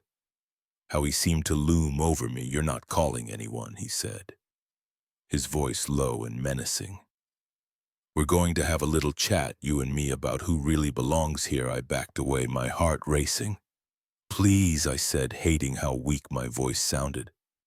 Just take whatever you want and go. I won't call the cops, I swear. He laughed, a sound that sent shivers down my spine. Oh, sweetheart, I'm not here to rob you. I'm here to reclaim what's mine. I turned to run, but he caught my arm in a grip like iron. Not so fast, he growled. We're not done here. I struggled against his hold, panic rising in my chest. Let go of me, I shouted, hoping against hope that one of my neighbors would hear. But his next words froze me in place. No one can hear you, he said, his voice eerily calm. No one's going to come save you because you're not really here. Are you? I stared at him, confusion mixing with fear. What are you talking about? He pulled me closer, his face inches from mine. I could smell coffee on his breath mixed with something metallic. This apartment, this life. You think you've been living for 3 years? It's not real. None of it is real. I shook my head, trying to make sense of his words. You're crazy, I said. Of course, this is real. I have memories I have implanted. He cut me off, all of it. Memories, feelings, this whole identity you've created, but it's time to wake up now. Time to remember who you really are. A wave of dizziness washed over me. The room seemed to shift and waver like I was looking at it through water. No, I whispered. This isn't happening. This can't be happening. He released my arm, but I no longer felt the urge to run. My legs were shaking so badly I wasn't sure they could support me. Sit down, he said, gesturing to one of the kitchen chairs. Let me explain against my better judgment. I sank into the chair. He sat across from me. Those unsettling eyes never leaving my face. You're not who you think you are, he began. Your real name is Sarah Jennings. You're a deep cover operative for a government agency so secret most people in power don't even know it exists. 3 years ago, you were sent on a mission. Something went wrong. You were captured. Your mind was altered. He gestured around the apartment. This is all a construct, a prison built in your own mind. I shook my head, feeling tears start to well up in my eyes. No, that's impossible. I have a job. I have friends. I have a life here. He leaned forward, his voice softening. Think about it, really think. Can you remember your childhood, your parents' faces, the name of your first pet? Or are those memories fuzzy and distinct? I opened my mouth to argue, to tell him of course I remembered those things, but as I searched my mind, I realized with growing horror that I couldn't. My past was a blur, a series of vague impressions rather than clear memories. This can't be real. I whispered more to myself than to him. But it is, he said, and now it's time to leave. We finally found you. Finally figured out how to break through the mental blocks. But we don't have much time, as if on cue. I heard a sound like distant thunder. The walls of the apartment seemed to vibrate, books falling from shelves, pictures rattling on the walls. What's happening? I asked, panic rising in my voice. He stood up, holding out his hand to me. And the construct is collapsing. Your captors know we're here. Here, we need to go now. I stared at his outstretched hand. My mind reeling, part of me still wanted to believe this was all some elaborate hoax, that any moment I'd wake up and this would all be a bad dream, but deep down in a place I hadn't even known existed. Something stirred, a recognition, a sense of truth in his words. How do we get out? I heard myself asking, even as another part of me screamed that this was insanity. You have to let go, he said. Let go of this false life, these false memories. Remember who you really are. The rumbling grew louder. Cracks began to appear in the walls, spreading like spiderwebs across the ceiling. I could feel the floor shifting beneath my feet. I closed my eyes, trying to focus. Who was I? What was real? Images flashed through my mind. Training sessions, covert meetings. A life I didn't recognize but somehow knew was mine. When I opened my eyes, the apartment was disintegrating around us. Through the cracks, I could see not the hallway or the apartment next door, but a swirling void of color and light. Sarah. The man said, his voice urgent. It's time, take my hand. I looked at him, really looked at him for the first time, and suddenly I knew him not as a stranger, not as an intruder, but as someone I trusted with my life. I reached out and took his hand. The world exploded around us in a cacophony of sound and light. Felt like I was falling, drowning, being torn apart and put back together all at once.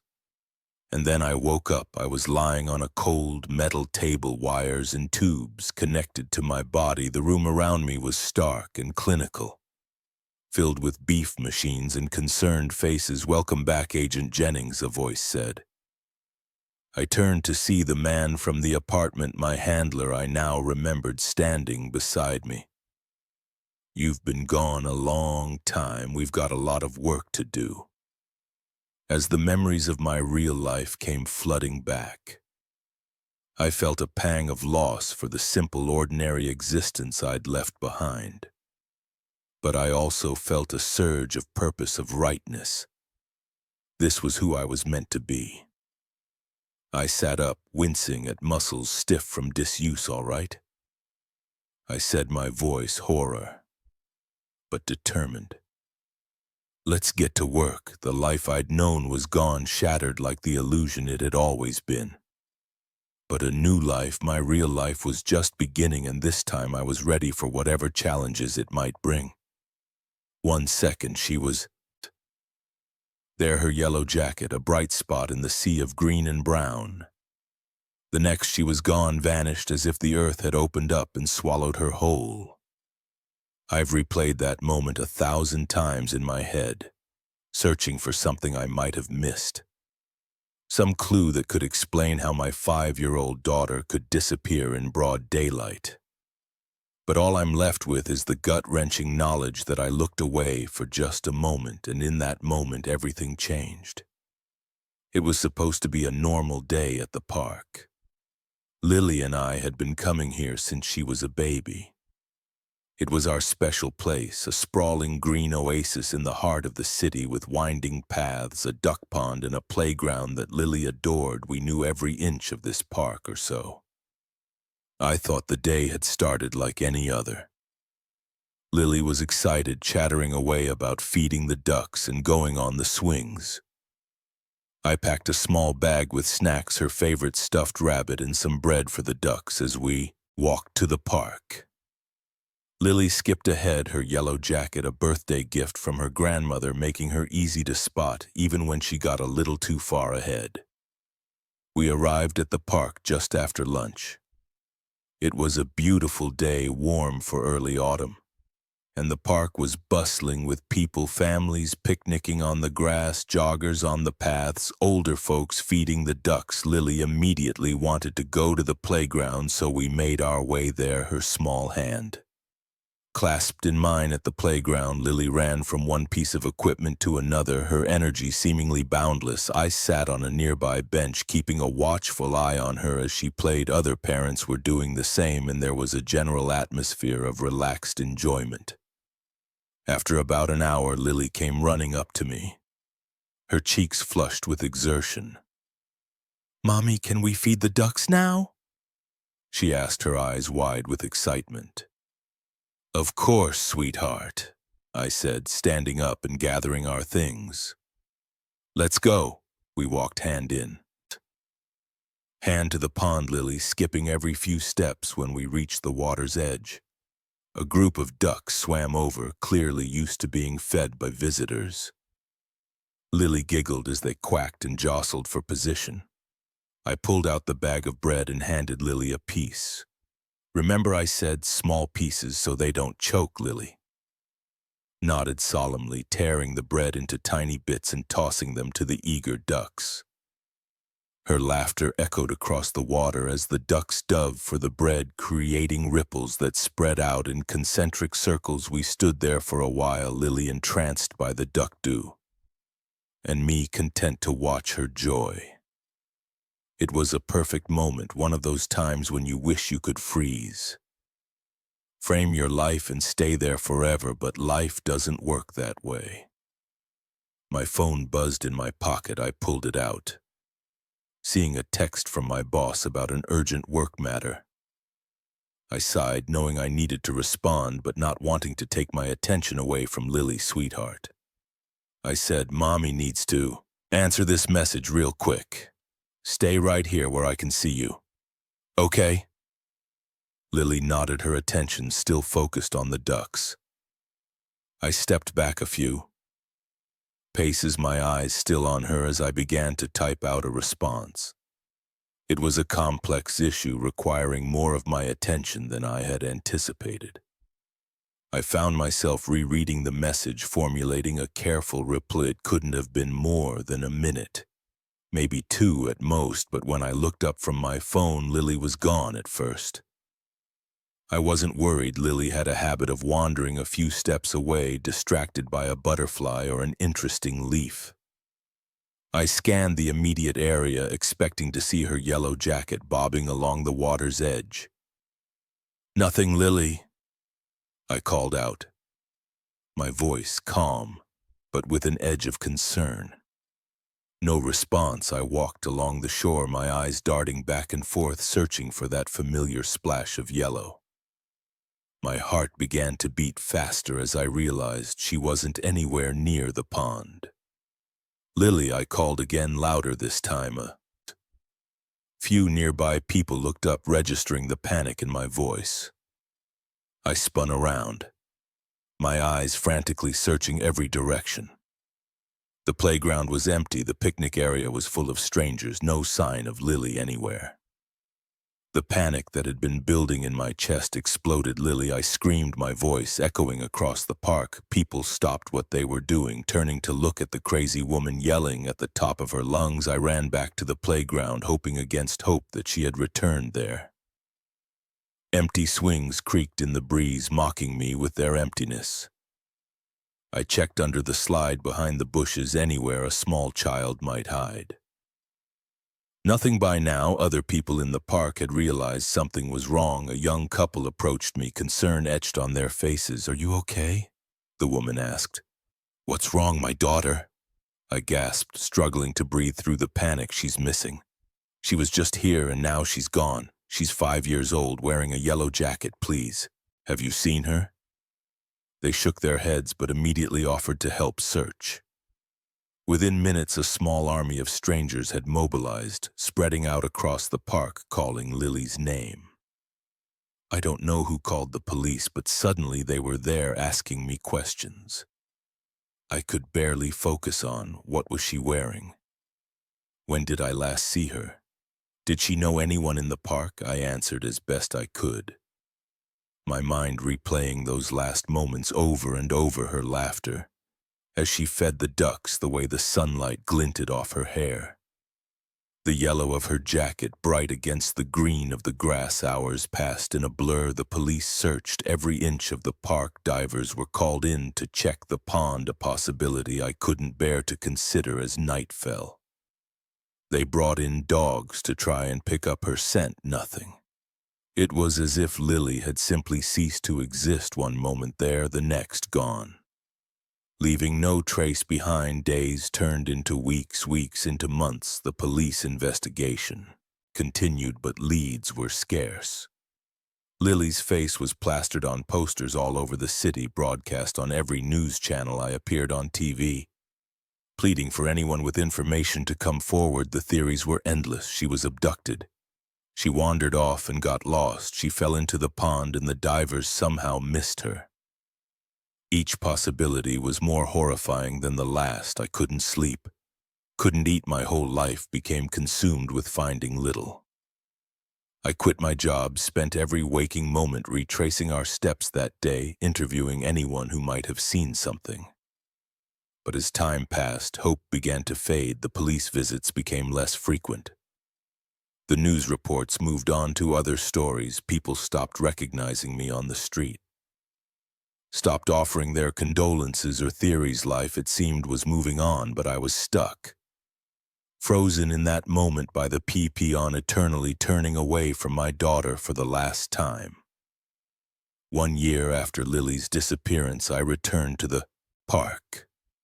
I don't know what I expected to find, some clue overlooked, some evidence that had been missed. Or maybe I just needed to be in the place where I last saw her to feel close to her again. I stood by the pond watching the ducks swim lazily across the surface. A little girl in a red coat ran past her mother, calling after her to be careful. I felt a pang in my chest, a pain so acute it took my breath away as I turned to leave. Something caught my eye there. Half hidden in the reeds at the water's edge was a flash of yellow. My heart stopped. With trembling hands, I reached out and pulled it free. It was a piece of fabric, weathered and faded, but unmistakably the same shade as Lily's jacket. How had this been missed? How had I missed it in all my searches? I clutched the fabric to my chest, tears streaming down my face. It wasn't an answer. It wasn't Lily, but it was something, a tangible piece of evidence that she had been here that I hadn't imagined at all. As I stood there, holding that small piece of yellow fabric, I made a promise to Lily, to myself, to whatever power might be listening. I would never stop looking, never stop hoping. Somewhere out there, my daughter was waiting to be found, and I would search until my last breath to bring her home. The park continued its life around me. Children laughed, ducks quacked, joggers ran past, but for me, time stood still. In my mind, Lily was still 5 years old, still wearing her yellow jacket and still just out of reach. And I would keep reaching, keep searching until I found her again. Have you ever felt the weight of 1,000 eyes boring into the back of your skull? I have. For miles upon miles of empty highway with nothing but darkness ahead and a pair of headlights behind, I felt it. Those lights weren't just following me, they were hunting me, and as the night wore on, I began to realize that this wasn't just a case of paranoia, this was something far more sinister. It had been a long day I'd spent, hours at a client meeting 2 states over, and now I was making the long drive back home. The sun had set hours ago, leaving me alone with the hum of my car engine and the occasional flicker of passing headlights. I was tired, but the coffee from my last rest stop was doing its job, keeping me alert enough to navigate the empty stretches of highway I'd been driving for about 3 hours. When I first noticed the car behind me, at first I didn't think much of it. It's not unusual to have company on a long drive, even at this hour, but as the miles ticked by, I realized that this car had been with me for an unusually long time. I checked my rear-view mirror again. The headlights were there, steady and unchanging, not too close but not falling behind either. Just there, always there. I tried to shake off the unease creeping up my spine. It was probably nothing. Maybe they were heading to the same city I was. Maybe they were just as tired as I was and were using my taillights as a guide through the darkness. But then I noticed something odd.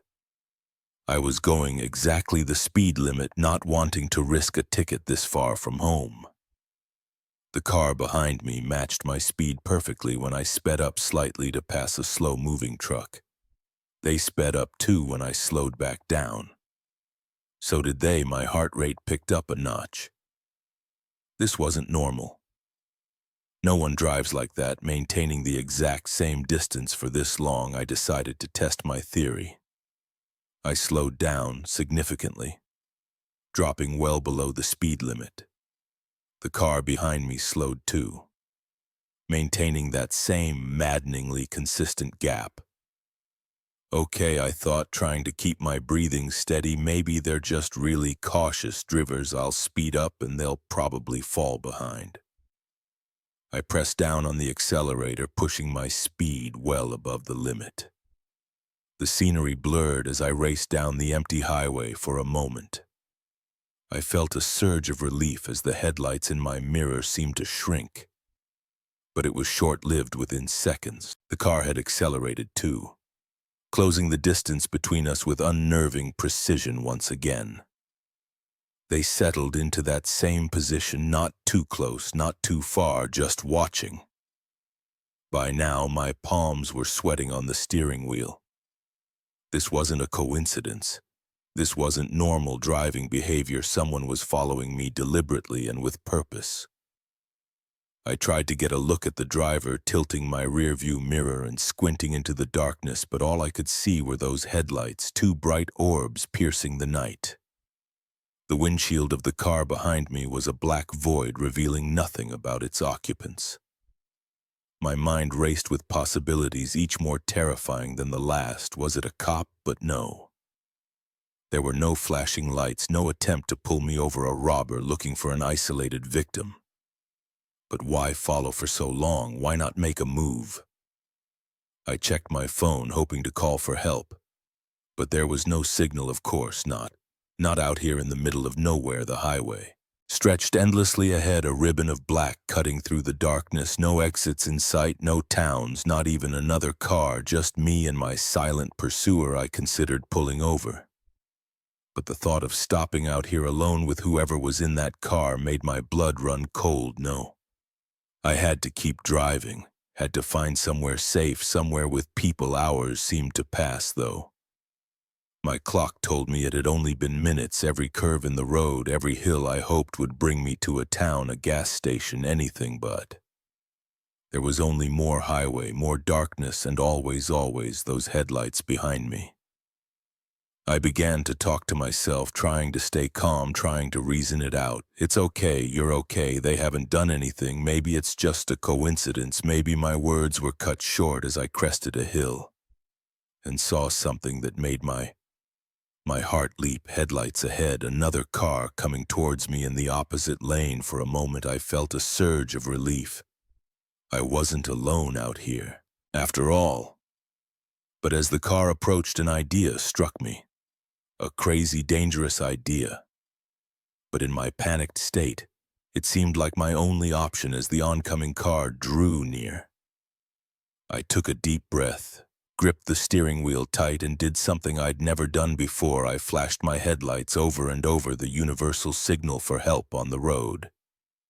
The oncoming car slowed, and I saw its brake lights come on. My pursuer, caught off guard by this unexpected move, fell back slightly.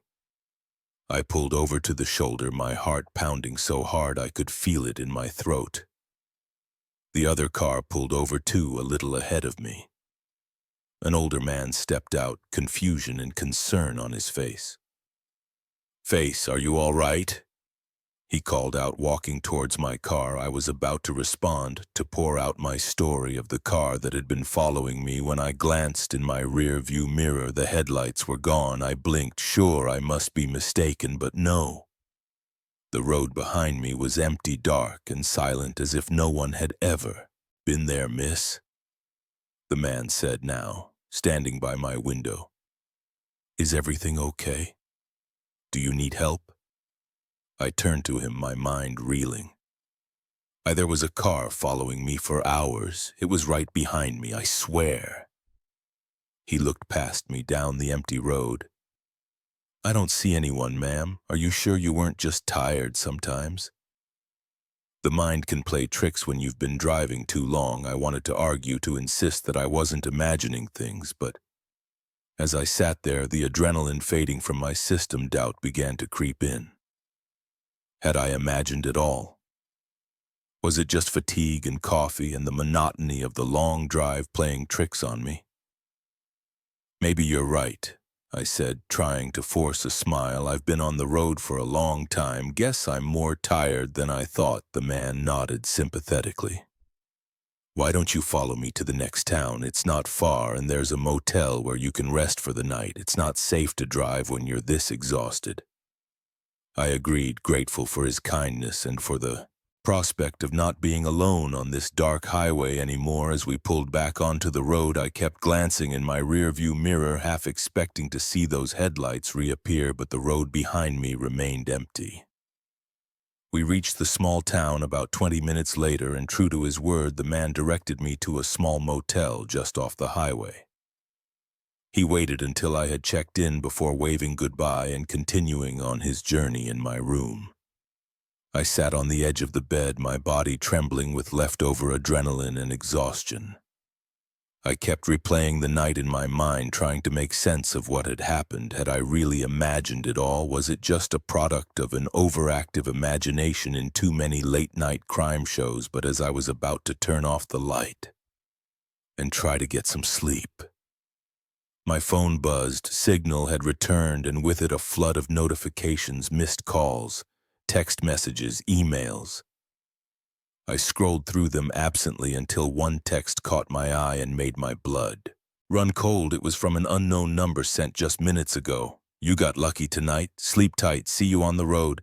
I stared at the message, my hands shaking so badly I nearly dropped the phone. It hadn't been my imagination. Someone had been following me. Someone had been hunting me on that dark, lonely highway. And somehow, they had my number. I didn't sleep that night. How could I? I sat in that motel room, jumping at every sound, peering out the window. At every passing car, when dawn finally broke, I checked out and hit the road again. This time sticking to busy highways and driving straight through to home. But even now, months later, I can't shake the memory of that. That night, every time I get behind the wheel, every time I see headlights in my rearview mirror, I feel that same cold dread creeping up my spine, because I know now that the darkness doesn't just hide monsters in closets or under beds. Sometimes the real monsters are out there on the open road, hidden behind a pair of headlights, just waiting for their chance to strike. Exhaustion can play tricks on your mind, but it can't unlock a door you know you've locked. It can't leave muddy footprints on a carpet you've never stepped on, and it certainly can't explain the feeling of eyes watching you in an empty room. That night at the motel, I learned that sometimes the most terrifying monsters aren't the ones that hide under your bed, but the ones that have the key to your room. I'd been driving for 14 hours straight, my eyes burning from the endless stretch of highway and my back aching from too many hours hunched over the steering wheel. The neon sign of the Sleepy Pine Motel glowed like a beacon in the darkness, promising a bed and a few hours of desperately needed rest before I had to hit the road again.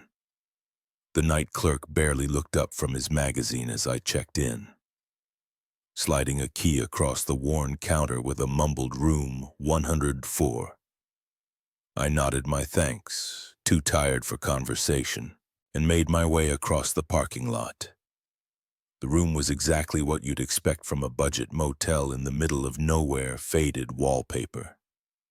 A lumpy bed and the faint smell of old cigarette smoke that no amount of air freshener could quite mask, but at that moment it looked like the Ritz-Carlton to my weary eyes. I did a quick sweep of the room out of habit, checking the locks on the door and window. Peeking behind the shower curtain, satisfied that everything was secure, I tossed my bag onto the chair in the corner and collapsed onto the bed, not even bothering to take off my shoes. I must have fallen asleep instantly, because the next thing I knew I was jolting awake, my heart pounding. Something had woken me, but in the fuzzy space between sleep and waking, I couldn't remember what the room was. Dark, the only light coming from the neon sign outside, casting an eerie red glow through the thin curtains. As I lay there trying to calm my racing heart, I heard it, a soft click. Like someone trying to turn a doorknob very, very slowly. My breath caught in my throat. I strained my ears, convinced I must have imagined it, but there it was again. Slightly louder, this time I sat up. My eyes fixed on the door, the handle jiggled once, twice, then silence. "Hello," I called out, my voice sounding small and scared stead in the quiet room. No response. I slid out of bed, my feet hitting the carpet with a soft thud. That's when I felt it. Dampness seeping through my socks, confused. I reached for the bedside lamp, flicking it on. My heart nearly stopped there.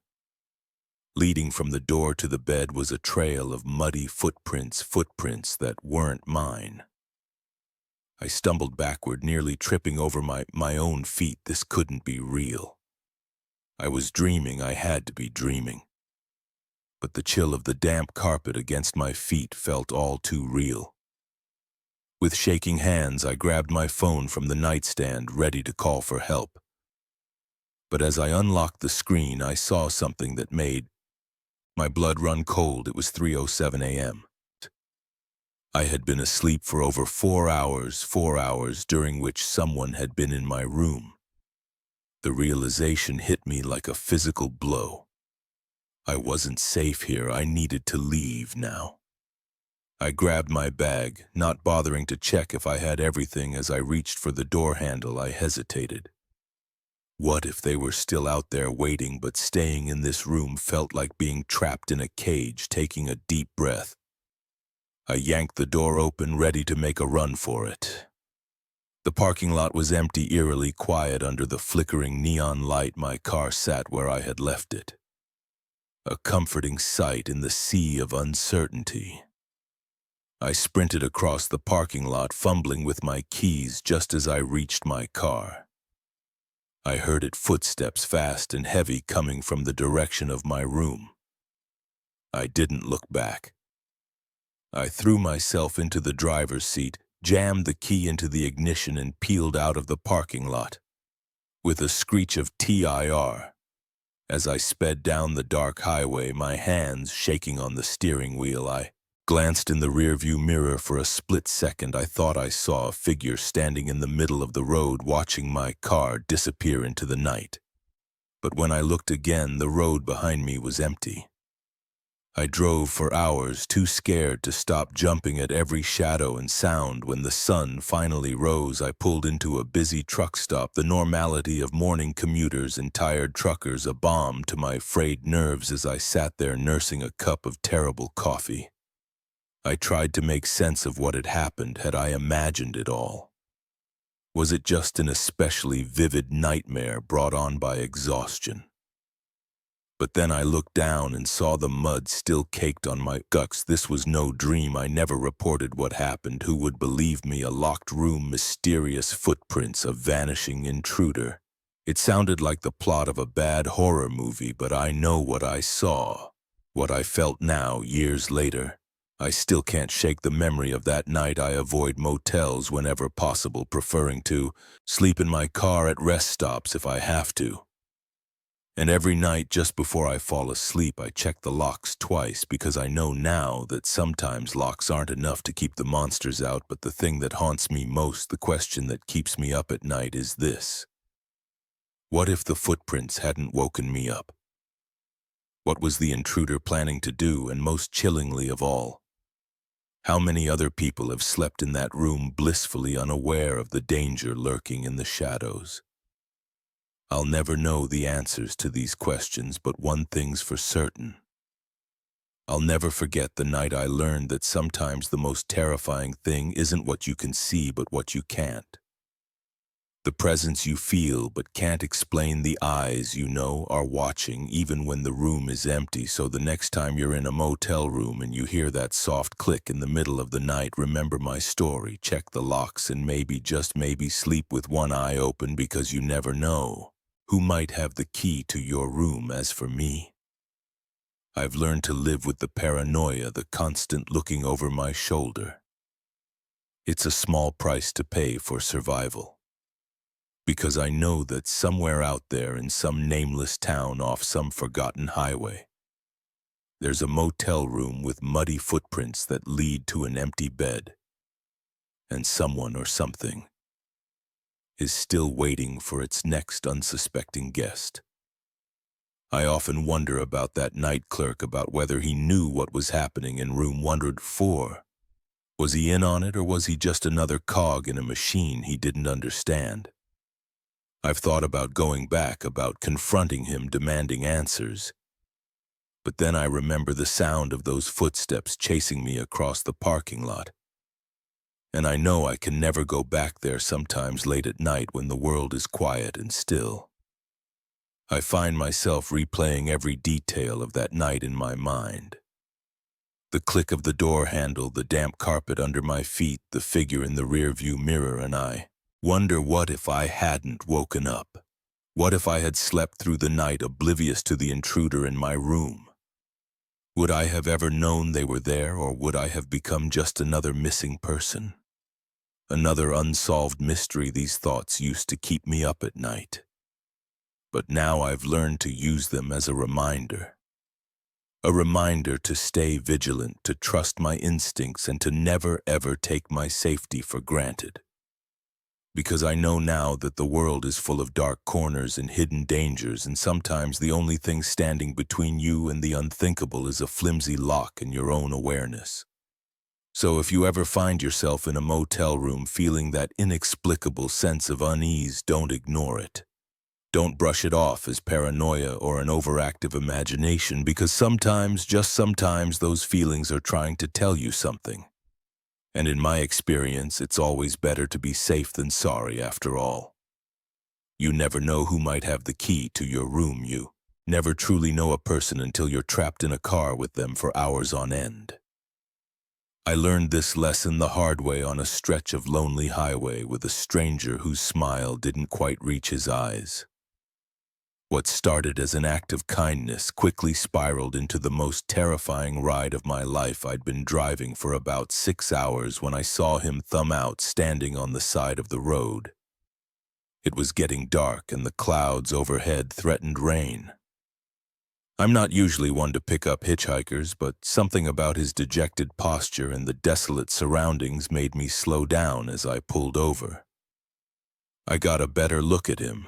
He seemed normal enough, mid-30s, maybe wearing jeans and a jacket that had seen better days. His hair was a bit messy and there was dirt on his shoes, like he'd been walking for a while. He jogged up to the car, a grateful smile on his face. "Thanks, man," he said as he climbed in. "Not a lot of people stop anymore," I nodded, trying to play it cool. "Where are you headed?" "Just down the road a bit," he replied, settling into the passenger seat. "Anywhere you're going is good enough for me." I pulled back onto the road, the silence in the car broken only by the hum of the engine and the occasional swish of the wipers clearing the light drizzle that had started to fall. Been out here long? I asked, just to break the silence. A couple hours, I guess, he said, his voice flat. Had a ride earlier, but they were going in the wrong direction. I nodded, not really sure what to say to that. We drove in silence for a while, the darkness outside growing deeper as we left the last vestiges of twilight behind. So, he said after a while, turning to face me, "You pick up hitchhikers often?" "Not really," I admitted. "First time, actually." He chuckled, a low sound that made me grip the steering wheel a little tighter. "First time, huh? Must be my lucky night." I forced a smile but didn't say anything. Something about the way he said it rubbed me the wrong way. "You ever meet someone and just know they've done bad things?" he asked suddenly. I glanced at him, caught off guard by the question. "What do you mean?" He shrugged, still staring straight ahead. "You know, some people you can just tell they've done things, hurt people, maybe even killed people." My heart skipped a beat. I swallowed hard, trying to keep my voice steady. "I guess I don't really think about it." He chuckled again, that same low sound that made the hair on the back of my neck stand up. "Yeah, most people don't, but I can always tell." I didn't respond, didn't know how to respond. My mind was racing, trying to figure out how to get out of this situation. We were miles from anywhere, no other cars on the road, no cell signal. "You ever do something you regret?" he asked, his voice quieter now. I shook my head, not trusting myself to speak. "Never." He pressed. "Never hurt someone? Never thought about it?" "No," I managed to say, my throat dry. He was silent for a moment, and I could feel his eyes on me. "Have?" he said.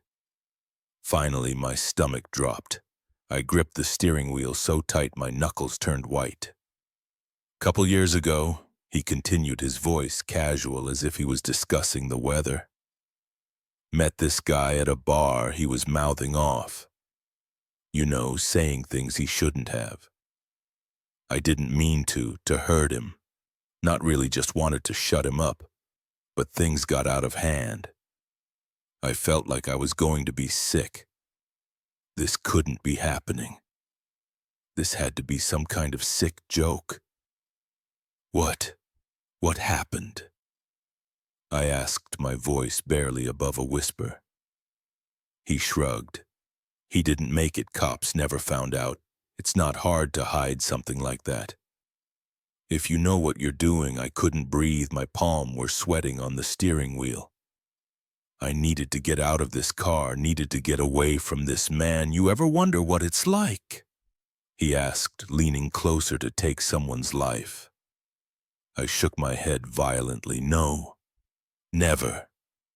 He smiled, and it was the coldest, most terrifying thing I'd ever seen. "It's not like they show in the movies. It's messier, louder. But once you do it, you get used to it. It gets as easier." I was trembling now, unable to hide my fear. I needed to do something, to say something, but my mind was blank with terror. "Pull over," he said suddenly. "What pull over?" he repeated, his voice harder now. "I need to stretch my legs." I hesitated, my foot hovering over the brake pedal. If I stopped, would he try to hurt me? But if I didn't, what would he do? I said, "Pull over." He growled, and I felt something press against my side. I didn't need to look to know it was a knife. I eased the car onto the shoulder, my heart pounding so hard I thought it might burst out of my chest. As soon as we stopped, he grabbed my arm, his grip painfully tight. "Get out," he ordered. I didn't move, couldn't move. This was it. This was how I was going to die, on the side of some deserted highway. At the hands of a murderer I'd willingly led into my car. I said, "Get out," he shouted, yanking me towards the door. In that moment, survival instinct kicked in. I threw the car into drive and flew it. The sudden movement caught him off guard, and his grip on my arm loosened. I jerked the wheel hard, sending him crashing into the passenger door. He roared in, anger lunging at me with the knife can. I ducked, feeling the blade whistle past my ear. The car swerved wildly as I struggled to keep control while fending him off. I don't know how long we fought like that. The car keening down the highway, his knife flashing in the darkness. At some point I saw headlights in the distance. Hope surged through me. If I could just make it to that other car with one hand on the wheel. I used the other to grab his wrist, trying to keep the knife away from me.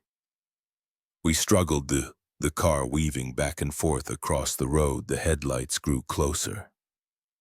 I could see now that it was a large truck.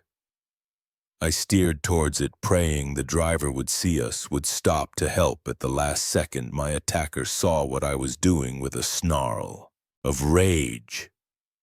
He jerked the wheel, sending us spinning off the road. The world tilted and whirled, the sound of crunching metal and breaking glass, filling my ears. When the motion finally stopped, I was hanging upside down, held in place by my seatbelt. Everything hurt. I could taste blood in my mouth through the shattered windshield. I could see the truck had stopped its headlights, illuminating the wreck of my car. I turned my head, wincing at the pain, to look at the passenger seat. It was empty. The door was open, swinging gently in the night breeze. He was gone.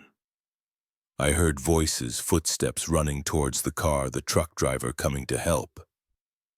I wanted to warn him, to tell him to be careful, that there was a dangerous man out there, but darkness was creeping in at the edges of my vision, and I couldn't find the strength to speak. As I slipped into unconsciousness, my last thought was of the hitchhiker. Where was he? Had he survived the crash? And if he had, who would be his next victim?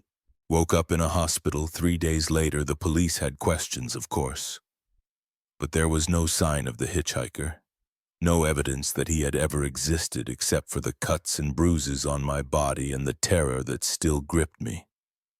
Every time I closed my eyes, they found the knife, though, wedged under the passenger seat, right where he had been sitting, proof that I hadn't imagined at all. I don't drive at night anymore, don't pick up hitchhikers, obviously. But sometimes when I'm on a long stretch of highway and I see a lone figure on the side of the road, I can't help but wonder, is it him? Is he still out there thumbing rides and telling his terrible stories? And I wonder about the people who stop for him. Do they make it to their destinations, or do they become another story, another confession whispered in the dark of a stranger's car? I'll never know. But I do know one thing.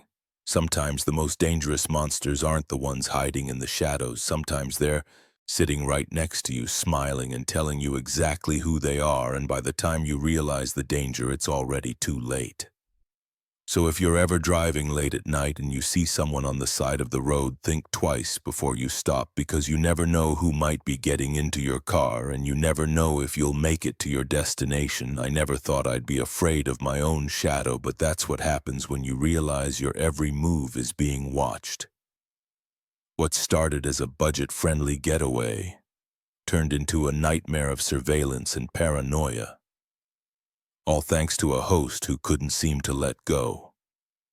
It was supposed to be a simple weekend trip. My girlfriend Claire and I had been planning it for weeks, a chance to escape the city, breathe some fresh air, and reconnect away from the pressures of work and daily life. When we found the Airbnb listing for a charming suburban house, at a price that seemed too good to be true, we jumped on it without a second thought. The drive out was pleasant enough. We left the towering skyscrapers behind, watching as the landscape gradually shifted to neatly manicured lawns and cookie-cutter houses. The neighborhood where our Airbnb was located looked like something out of a 1950s sitcom. All identical houses with white picket fences and perfectly trimmed hedges. We pulled up to the address, a quaint two-story house with blue shutters and a red door. As we were getting our bags out of the car, the front door opened and our host stepped out. Roger was a man in his early 50s with thinning hair and a smile that seemed a bit too wide. He greeted us enthusiastically, helping with our bags and ushering us inside. "Welcome, welcome," he said, his voice dripping with an almost manic cheerfulness. "I'm so excited to have you here. It's been too long since I've had guests." The inside of the house was immaculate, almost unnaturally so. Every surface gleamed, every cushion was perfectly plumped, and there wasn't a speck of dust to be seen.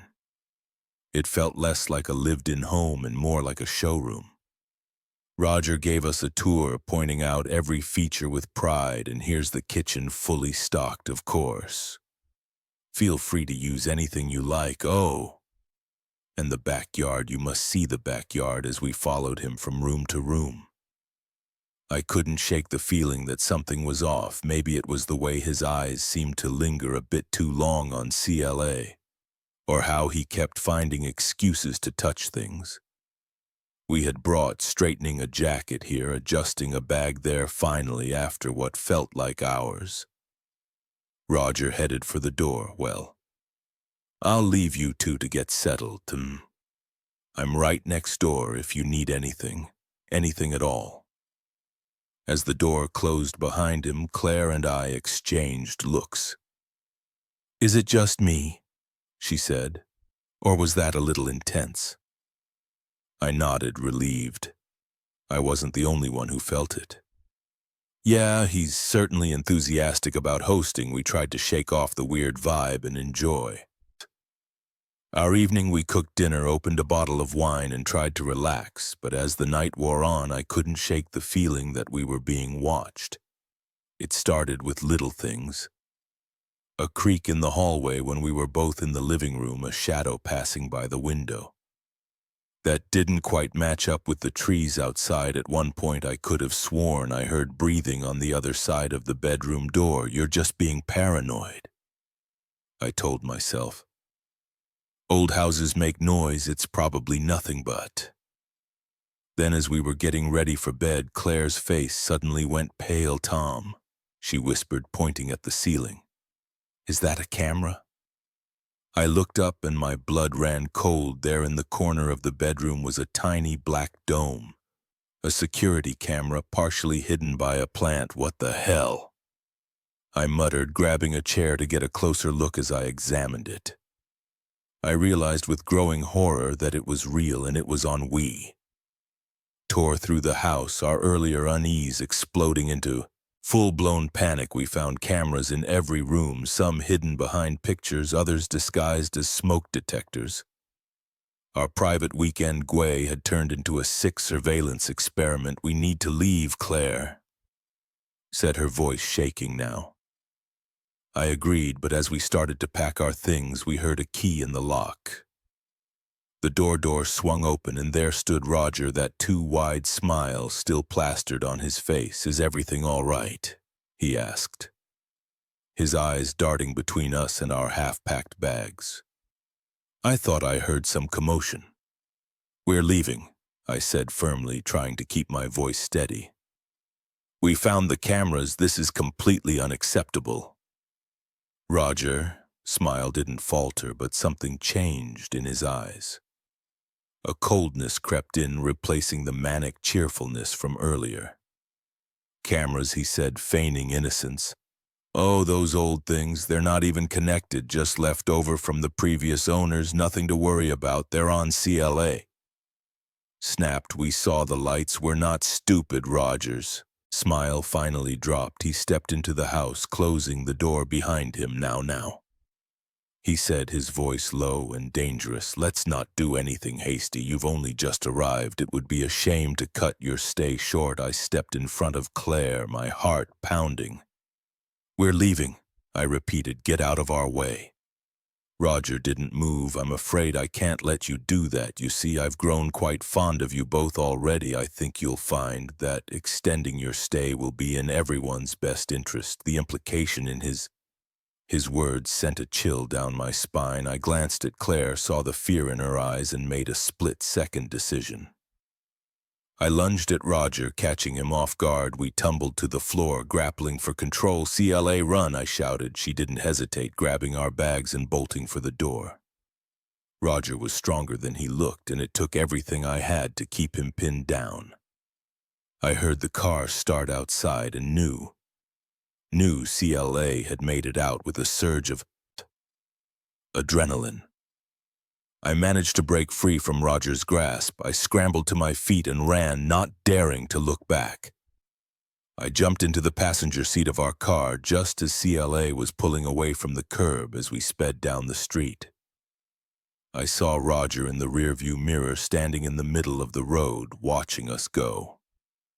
Even from a distance, I could see that terrifying smile was back on his face. We drove for hours, not stopping until we were several towns over.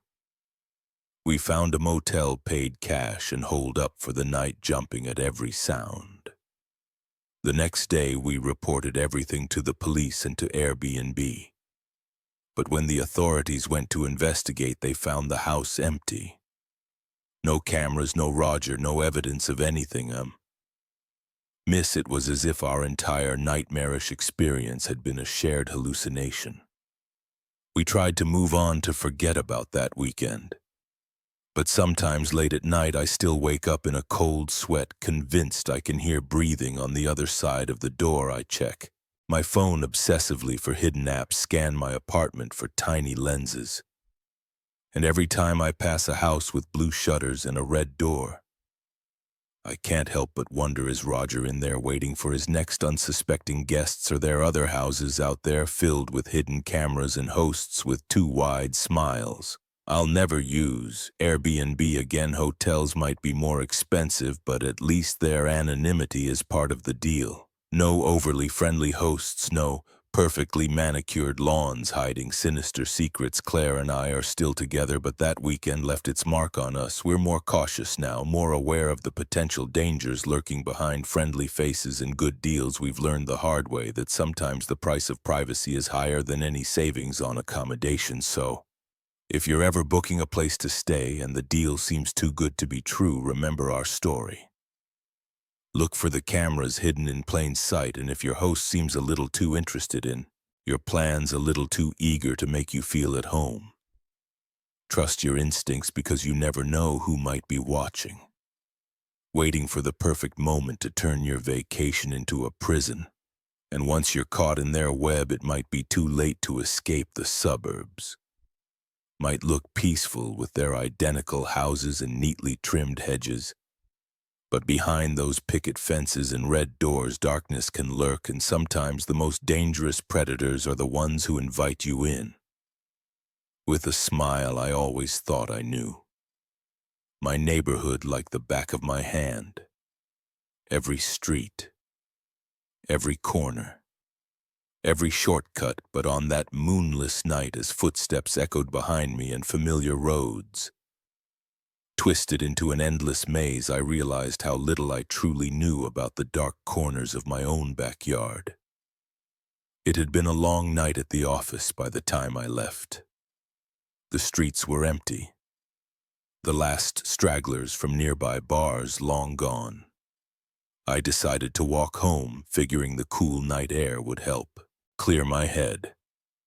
It was a route I'd taken 100 times before, a straight shot through residential areas that would get me home in 20 minutes flat. The first few blocks were uneventful. Streetlights cast pools of yellow light on the sidewalk, and the hum of distant traffic provided a comforting urban lullaby. I was lost in thought, mentally reviewing tomorrow's to-do list, when I first heard it. Footsteps slightly out of sync with my own. I glanced over my shoulder, but the street behind me was empty. Shaking my head, I pressed on. Probably just an echo, I told myself. Or maybe a cat prowling the night, but the footsteps continued, growing slightly louder. With each passing minute, I picked up my pace, my heart rate quickening to match my steps. Another look back revealed nothing but shadows. I turned onto Cedar Street, a quiet residential road lined with old Victorian houses. As I passed under a flickering streetlight, I saw something that made my blood run cold, a figure tall and lean. Standing at the far end of the block, even from this distance, I could tell they were staring directly at me. Fight ORF. Flight instinct kicked in and I chose flight. I turned sharply onto Maple Avenue A Street. I knew would lead me straight home, but as I hurried along, something felt off. The houses looked different. Older and more run down than I remembered. Had I taken a wrong turn? The footsteps behind me grew louder, more insistent. I broke into a run, no longer caring if I looked foolish. All I wanted was to get home, to lock my door and forget this night ever happened. I turned onto what I thought was my street, only to find myself facing an unfamiliar cul-de-sac. Panic started to set in. How was this possible? I'd lived in this neighborhood for years. There shouldn't be any streets. I didn't recognize. The sound of footsteps was closer now, echoing off the houses around me. I spun around, ready to confront whoever was following me. But the street behind me was as empty as the one ahead. "Hello?" I called out, my voice shaking. "Is someone there?" No response, just the faint rustle of leaves in the night breeze. I pulled out my phone, intending to call for help or at least use the GPS to figure out where I was. But the screen remained stubbornly dark, dead battery of all the nights for this to happen.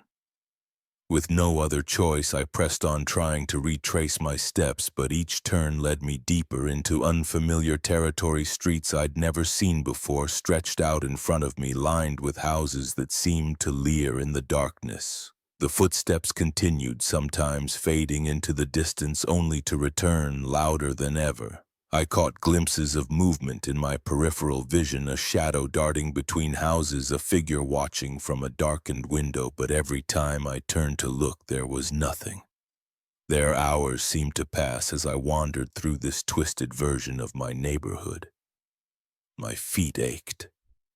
My throat was dry from panic, and exhaustion tugged at the edges of my consciousness, but still I couldn't find my way home. As I turned yet another corner, I saw something that made my heart leap, a familiar street sign, Elm Street. My street relief flooded through me as I started down the road, my pace quickening with each step, but as I approached my house, that relief turned to icy dread. The building before me looked like my home, but wrong. The paint was peeling, the windows dark and empty. The neat front lawn I'd mowed just last weekend was overgrown weeds, choking out the carefully tended flowers. I stood there staring at this nightmare version of my house when I heard footsteps right behind me. I whirled around, ready to face my pursuer, but what I saw defied explanation. The street behind me was gone, replaced by an impenetrable wall of darkness. And emerging from that darkness was a figure, no, multiple figures, shadowy, featureless forms that moved with an unnatural grace. Terror, unlike anything I'd ever known, gripped me. I ran, no longer caring about direction or logic. I just needed to get away, to escape this impossible, nightmarish version of my neighborhood. Streets blurred past as I fled, each one stranger and more twisted than the last houses loomed overhead, their architecture growing more bizarre with each block I passed. By buildings that seemed to defy gravity, streets that looped back on themselves in impossible ways, and always the footsteps followed. I don't know how long I ran. Time seemed to lose all meaning in this labyrinth, the nightmare, but eventually my legs gave out, and I collapsed to the ground, gasping for breath as I lay there waiting for the shadows to overtake me. I heard something new, a voice call my name, Tom. Tom, wake up. The world around me began to blur and fade. The twisted houses, the impossible streets, all of it dissolved into a swirling mist. I opened my eyes to find myself at my desk at work, my colleague shaking my shoulder gently. "You are having quite a nightmare," she said. Concern etched on her face. "Are you okay?" I nodded, still disoriented, my heart racing from the lingering fear of the dream. "Yeah, I'm fine, just a bad dream," as I gathered my things to head home. Relief washed over me. It had all been a dream, a terrifying, vivid dream, but a dream nonetheless. But as I stepped out of the office into the dark night, a chill ran down my spine. The streets looked different, unfamiliar in a way I couldn't quite put my finger on. And as I started my walk home, I couldn't shake the feeling that somewhere behind me, just out of sight, footsteps echoed in the darkness. I quickened my pace suddenly, very eager to get home, and locked my door, but with each turn the streets seemed to shift and change. What should have been familiar landmarks were distorted as if seen through a funhouse mirror. Panic started to creep in as I realized I didn't recognize where I was. This couldn't be happening. It was just a dream, wasn't it? But the sound of footsteps growing closer told me otherwise. This was real. Somehow impossibly, terrifyingly real. I started to run, no longer caring about looking foolish or attracting attention. All I wanted was to get home, to escape this nightmare that had somehow bled into reality. But with each turn, each desperate sprint down unfamiliar streets, I knew the truth. I was lost, trapped in a maze of my own neighborhood, with something dark and unknowable in pursuit. And as the footsteps grew ever closer, I realized that sometimes the most terrifying monsters aren't the ones that hide under our beds or in our closets. Sometimes they're the ones that transform the familiar into the unrecognizable, that turn our safe havens into labyrinths of fear. I'm still running, still trying to find my way home. And I know that somewhere out there in the twisted streets of this nightmare version of my neighborhood, those footsteps are still following, waiting for the moment I slow down, for the instant I let my guard drop. So I keep moving, keep searching for a way out of this maze, because I know that if I stop, if I let those footsteps catch up to me, I may never find my way home again. And in the back of my mind, a terrifying thought lingers. What if I'm not the only one trapped here? What if there are others lost in their own familiar yet foreign neighborhoods, running from footsteps that never tire, never slow? So if you ever find yourself on a dark street that should be familiar but isn't, if you hear footsteps echoing behind you in the night, remember my story and run, run, and pray you find your way home before the darkness swallows you whole. The first rule of urban exploration is to never go alone. The second is to always trust your instincts. I broke both rules that night, and what I found in that abandoned building will haunt me for the rest of my life.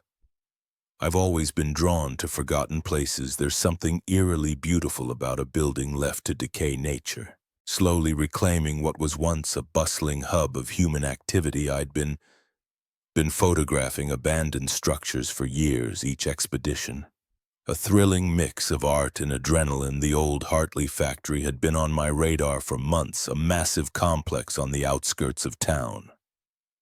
It had been shuttered for decades, its hulking silhouette a stark reminder of the city's industrial past. Getting inside had proven challenging. The place was surrounded by a high fence topped with barbed wire, and local security patrols were known to be vigilant. But on that fateful night, I finally saw my chance. A storm had knocked down a section of the fence, creating a gap just wide enough for a person to slip through. I knew I should wait, should call my usual exploration partner, should at least tell someone where I was going. But the opportunity was too perfect to pass up. Armed with my camera, a flashlight, and a backpack full of supplies, I made my way to the factory under the cover Of darkness, the gap in the fence was still there, an inviting portal to urban decay. I slipped through, my heart racing with a mix of excitement and trepidation. The factory loomed before me, a behemoth of rusted metal and broken windows. Moonlight filtered through the gaps, casting long shadows across the overgrown courtyard. I took a moment to capture a few exterior shots before making my way to a side entrance. The door creaked open with surprising ease, as if welcoming me into its long-forgotten hall. The smell hit me first, a musty combination of damp concrete, rusted metal, and something else I couldn't quite place. I flicked on my flashlight, the beam cutting through the darkness to reveal a vast open space filled with silent machinery. I moved slowly, carefully, my camera at the ready. Every step echoed in the cavernous room, the sound bouncing off walls adorned with peeling paint and graffiti. I lost myself in the photography, capturing the interplay of light and shadow, the textures of decay, the stories told in abandoned objects. I don't know how long I'd been exploring when I first heard it. A soft sound barely audible over my own movements. I paused, holding my breath, straining to listen. There it was. Again, a faint shuffling, like something being dragged across concrete. My first thought was that it must be an animal, a raccoon maybe, or a stray cat that had found its way inside. But as I stood there, the sound grew louder, more deliberate, more. This was no animal.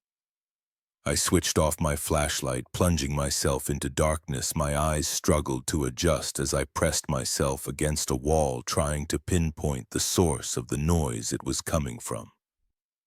Deeper within the factory, from a hallway I hadn't yet explored. Every instinct told me to leave, to get out while I still could, but curiosity, that damned human trait, got the better of me.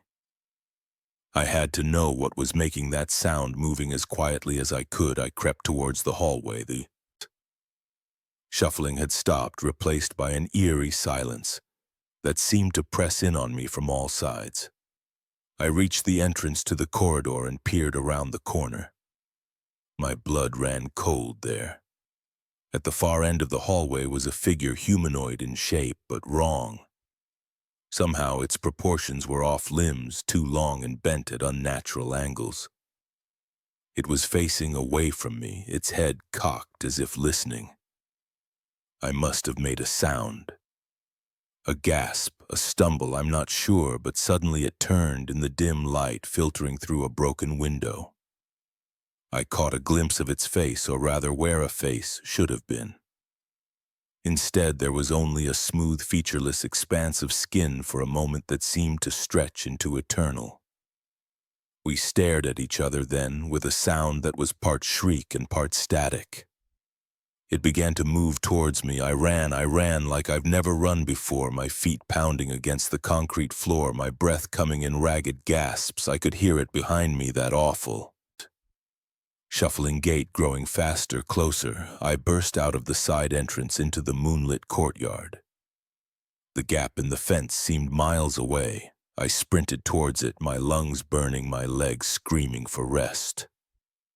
Just as I reached the fence, I felt something brush against my back. I didn't look back, didn't hesitate. I threw myself through the gap, feeling the barbed wire tear at my clothes, at my skin. I didn't stop running until I reached my car, parked several blocks away. As I fumbled with my keys, I finally dared to look back. The street behind me was empty. I drove home in a daze, my mind struggling to process what I'd seen. It couldn't have been real. Maybe I'd breathed in some toxic fumes left over from the factory's operational days. Maybe the isolation and darkness had played tricks on my mind.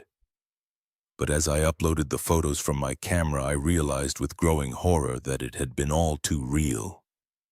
There in the background of one of my shots, barely visible in the shadows, was a figure, long limbs, unnatural posture, and that smooth, featureless face. I deleted the photos, all of them.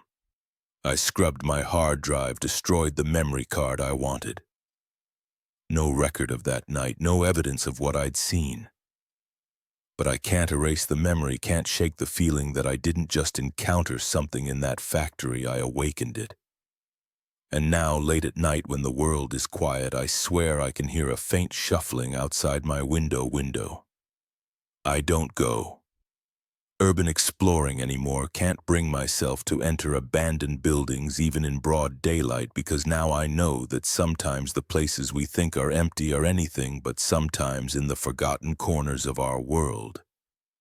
Things wait, patient, hungry things that should not be, and sometimes, if you're very unlucky, you might just catch their attention. I've tried to rationalize what happened that night, tried to convince myself it was all in my head. A product of fear and an overactive imagination, but deep down I know the truth. I know that in that abandoned factory I encountered something that defies explanation. Something that shouldn't exist in our world. I've done research since then, diving deep into urban legends and conspiracy theories. I found whispers of similar encounters, stories of explorers who ventured into abandoned places and never returned or came back. Changed. There are names for these entities. Skinwalkers, wendigos. Things that lurk in the spaces between what we know and what we fear, but names don't matter. What matters is that they're out there waiting in the dark, empty places of our world, and once you've seen them, once you've caught their attention, you're never truly safe again. I've moved since that night, left the city entirely. I live in a small town now, surrounded by people and light. But even here, I can't escape the feeling that I'm being watched. That somewhere out there, that thing from the factory is looking for me, buying its time, so I keep my doors locked, my curtains drawn. I don't go out at night, and I never ever explore abandoned buildings.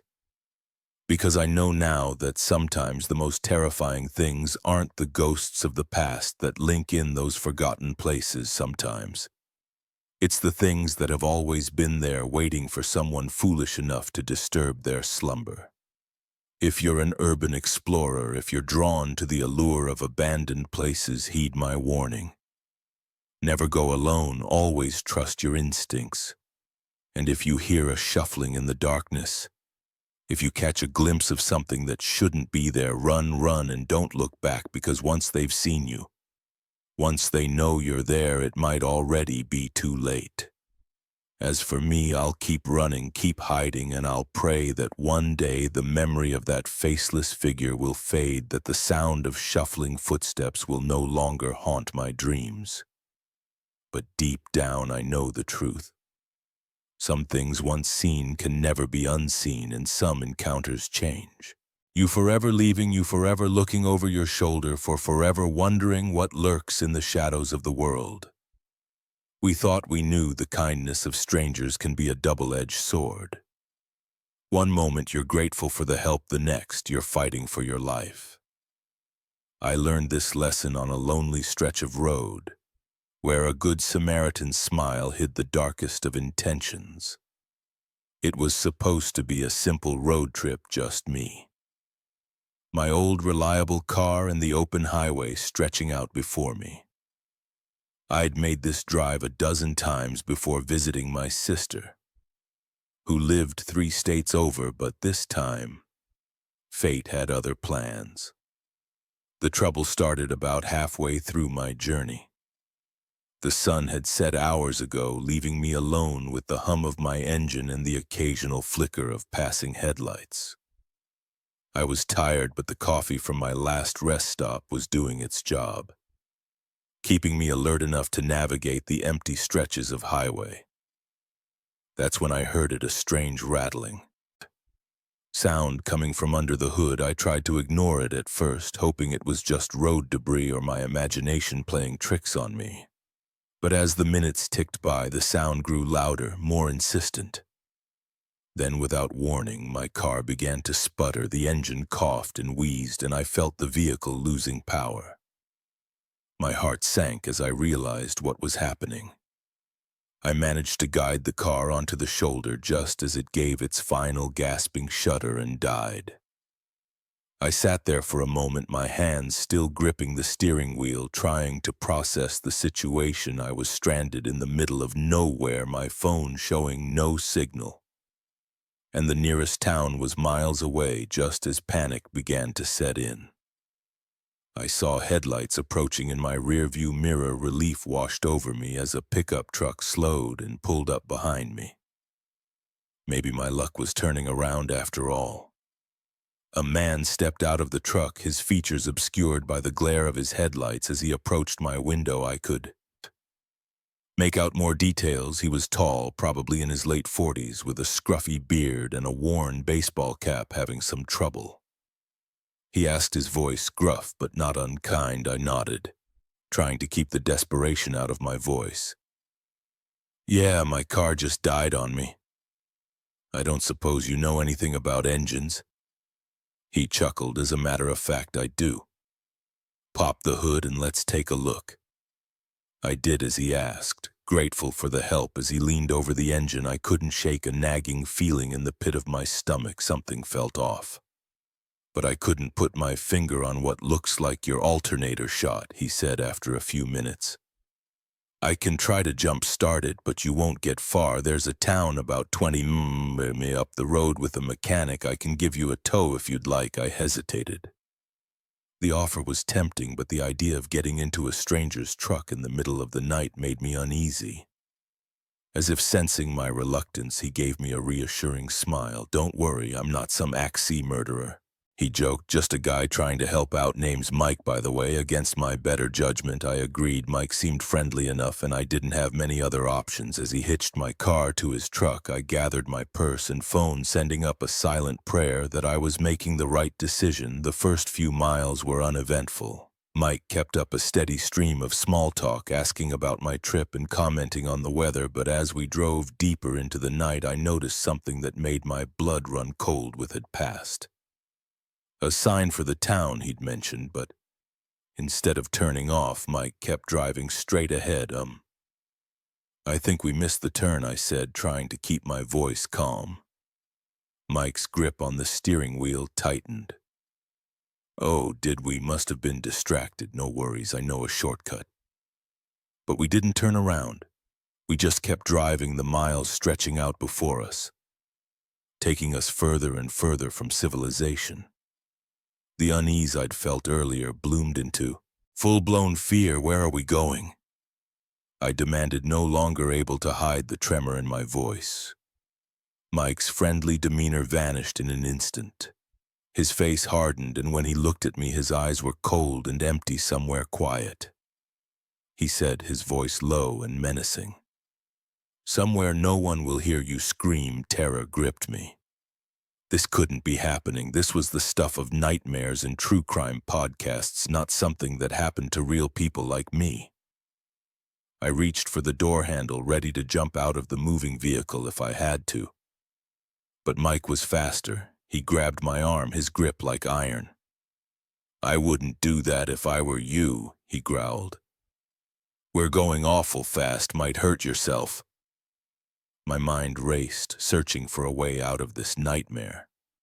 I thought about my phone, but even if I could reach it, there was still no signal. I was trapped, hurtling through the darkness with a man whose intentions were becoming clearer by the second. As we rounded a curve, I saw something that made my heart leap. Headlights in the distance and coming towards us.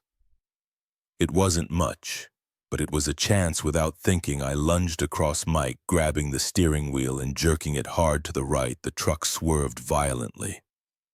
Mike cursed, trying to regain control, but it was too late. We camed off the road, the world outside the windshield becoming a dizzying blur of trees and sky. The impact was deafening. Metal crunched, glass shattered, and for a moment everything went black. When I came to chow, the truck was on its side, smoke billowing from the crumpled hood. Mike was slumped over the steering wheel, unmoving. Pain radiated through my body, but adrenaline pushed it aside, died. I had to get out, had to get away. I fumbled with my seatbelt, my fingers clumsy and uncooperative. Finally, it released and I half fell, half crawled out of the shattered passenger window. The cold night air hit me like a slap to the face, clearing some of the fog from my mind. I could hear voices in the distance, the other driver coming to investigate the crash. But I couldn't wait for them. I didn't know if Mike was still alive, still a threat. I stumbled into the woods, branches whipping at my face, roots threatening to trip me with every step. I didn't know where I was going, only that I had to put as much distance between myself and that truck as possible. I don't know how long I ran. Time lost all meaning in the dark forest. But eventually my legs gave out and I collapsed to the ground, gasping for breath as I lay there. Leaves crunching beneath me, the full weight of what had just happened crashed over me. I began to sob, the sound echoing in the empty woods. I was lost, injured, and alone, but I was alive. I had escaped as the sky began to lighten with the first hints of dawn. I heard something that made me want to cry with relief. Siren search parties looking for survivors of the crash. I stumbled towards the sound, waving my arms and shouting "Haley" when the rescue workers found me. I was a mess, covered in cuts and bruises, my clothes torn and dirty, but I was alive. Mike, they told me later, hadn't been so lucky. He died on impact. In the days that followed, as I gave statements to the police and tried to process my trauma, I learned the full extent of Mike's crimes. He'd been responsible for a string of disappearances along that highway, all women traveling alone. I had been intended to be his next victim now. Years later, I still can't drive long distances alone. The sight of a pickup truck on a dark road is enough to send me into a panic attack. But I'm here, I'm alive, and I'm telling my story because the truth is the world can be a dangerous place. Kindness can be a mask for cruelty and help can be a trap, but we're strong, stronger than we know, capable of fighting back, even in our darkest moments. So, if you're ever stranded on a lonely road and a stranger offers help, remember my story. Be cautious, trust your instincts, and never ever be afraid to fight for your life, because sometimes the difference between becoming a victim and becoming a survivor is a split-second decision to take control of your own fate. And to Mike, wherever his twisted soul ended up, I have one final message: you picked the wrong woman to mess with.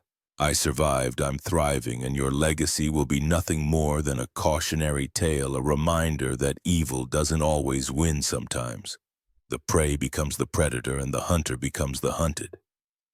They say curiosity killed the cat, but they never mention what happens when the cat stumbles upon something it was never meant to find. Deep in the heart of an unexplored cave system, I discovered a truth that shook me to my core and left me questioning everything I thought I knew about our world. I've always been an avid caver, drawn to the thrill of exploring the unknown depths beneath our feet. There's something magical about venturing into places where few humans have ever set foot, illuminating ancient rock formations that have existed in darkness for millions of years. It's a hobby that's taken me to some of the most remote corners of the world. But nothing could have prepared me for what I found in the Hollow Creek caves. The Hollow Creek system had been on my radar for years, located in a remote part of the Appalachian Mountains. It was rumored to be vast and largely unexplored. Local legends spoke of strange noises echoing from its depths, of spelunkers who entered and never returned. Most serious cavers dismissed these stories as campfire tales, but they only fueled my curiosity. After months of planning and obtaining the necessary permits, I set out on what I thought would be a routine solo exploration. The cave entrance was hidden behind a thick curtain of vegetation, barely visible unless you knew exactly where to look.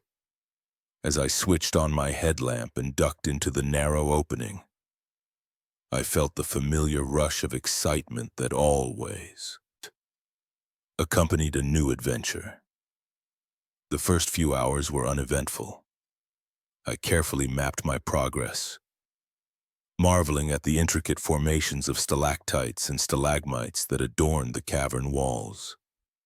The air was cool and damp, filled with the steady drip of water that had shaped these caves over millennia. It was when I reached a large chamber about a mile into the system that things began to feel off. The chamber was massive, its ceiling lost in darkness above me. But what caught my attention were the walls. They were smooth almost, polished in a way that seemed decidedly unnatural. And there carved into the rock faux were symbols I'd never seen before. They weren't petroglyphs or any known ancient script. These were complex geometric patterns that seemed to shimmer slightly in the beam of my headlamp. I approached the wall, running my hand over the strange markings. They were cool to the touch, but I could have sworn I felt a slight vibration, as if the rock itself was humming. With some hidden energy, as I examined the symbols more closely, I noticed something else. A faint draft coming from behind the carved wall. My heart raced as I realized what this might mean. A hidden passage, perhaps leading to an entirely unexplored section of the cave. I searched the wall carefully, looking for any sign of an opening. After several minutes, I found it a small indentation that, when pressed, caused a section of the wall to slide away with a grinding sound that echoed through the chamber.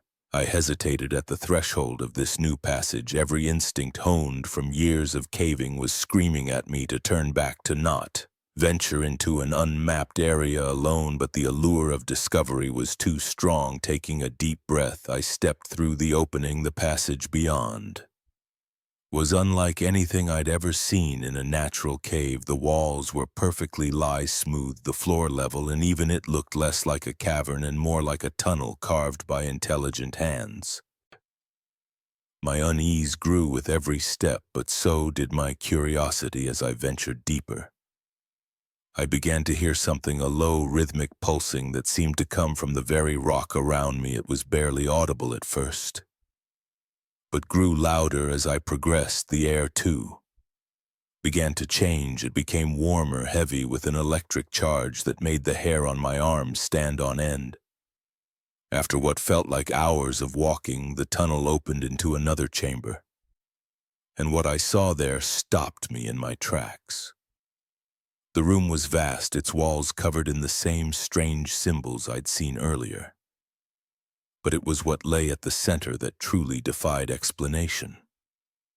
A pillar of swirling energy rose from the floor to the ceiling, pulsing with colors I'd never seen before. Colors that shouldn't exist around it were arranged what looked like control panels covered in more of those bizarre symbols. And there, hunched over one of the panels, was a figure. It wasn't human. It wasn't anything I'd ever seen before. Tall and slender, with limbs that bent at impossible angles. Its skin seemed to shift and ripple like the surface of an oil slick. As I stood there, frozen in shock and disbelief, it turned where a face should have been. There was only a smooth, featureless expanse, yet somehow I knew it was looking right at me. I felt its gaze like a physical weight pressing down on me, into me, for a moment that stretched into eternity. We stared at each other then, with a sound that was part shriek and part static. It began to move towards me. Its movements were jerky, unnatural, like a stop-motion animation brought to terrifying life. I ran like I'd never run before, my heart pounding so hard I thought it might burst from my chest. I could hear it behind me, that awful shrieking, getting closer. The symbols on the walls seemed to blur as I raced past, and I swear I saw some of them move, rearranging themselves as if trying to block my pee. I don't know how I found my way back to the main chamber. Everything was a blur of panic and adrenaline. But suddenly I was there, scrambling through the hidden door, not daring to look back. I didn't stop running until I burst out of the cave entrance into the blessed light of day. As I stood there gasping for breath, I turned to look back at the cave. The entrance looked just as it had when I'd arrived, a simple opening in the rock face, giving no hint of the impossibilities that lay within. For a wild moment I wondered if I'd imagined it all.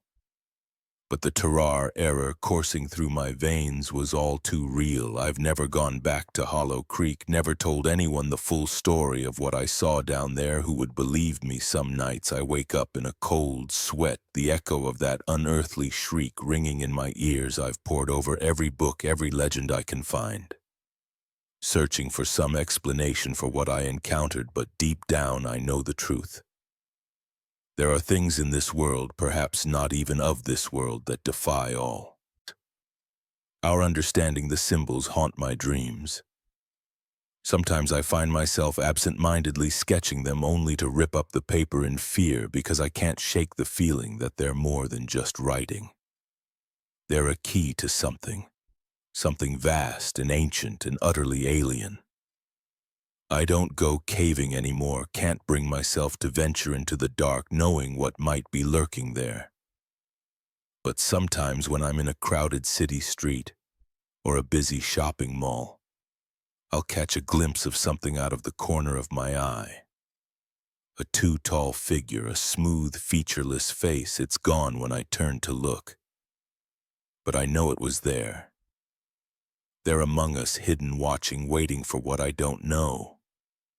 But I do know this: the world is stranger and more terrifying than we can possibly imagine, and sometimes the greatest dangers aren't the ones that lurk in the darkness, but the ones that hide in plain sight just beyond the edge of our understanding. So if you're ever exploring a cave and you come across symbols that shouldn't be there or hear sounds that don't belong in our world, remember my story. Turn back, run, and pray that you haven't already been noticed by whatever watches from the shadows. Because once you've seen behind the veil, there's no going back. The knowledge will haunt you, change you, and leave you forever wondering what other secrets lie hidden in the dark places of our world. The first night I told myself it was just the house settling. By the third night I knew something was terribly wrong. It wasn't until the fifth night that I realized the truth. I wasn't alone in that sprawling country home, and whatever was with me wasn't human. It started innocently enough. My best friend Sarah had asked me to house sit for her while she and her husband took a much-needed vacation. Their home was a beautiful old farmhouse nestled in the countryside about an hour outside the city. It was the kind of place I'd always dreamed of owning: spacious rooms, a wraparound porch, and acres of land stretching out in every direction. "It'll be like a vacation for you too," Sarah had said with a laugh. "Just you, peace and quiet, and miles of nothing." If only she'd known how wrong she'd be. The first day was idyllic. I spent the morning exploring the house, admiring the antique furniture and the way the sunlight streamed through the large windows in the afternoon. I took a long walk around the property, breathing in the fresh country air and reveling in the solitude as night fell. I settled into the cozy living room with a book and a glass of wine. The silence was profound, broken only by the occasional creak of the old house and the sawed ticking of the grandfather clock in the hall. It was close to midnight when I heard it. A soft thud from upstairs, like something heavy being set down.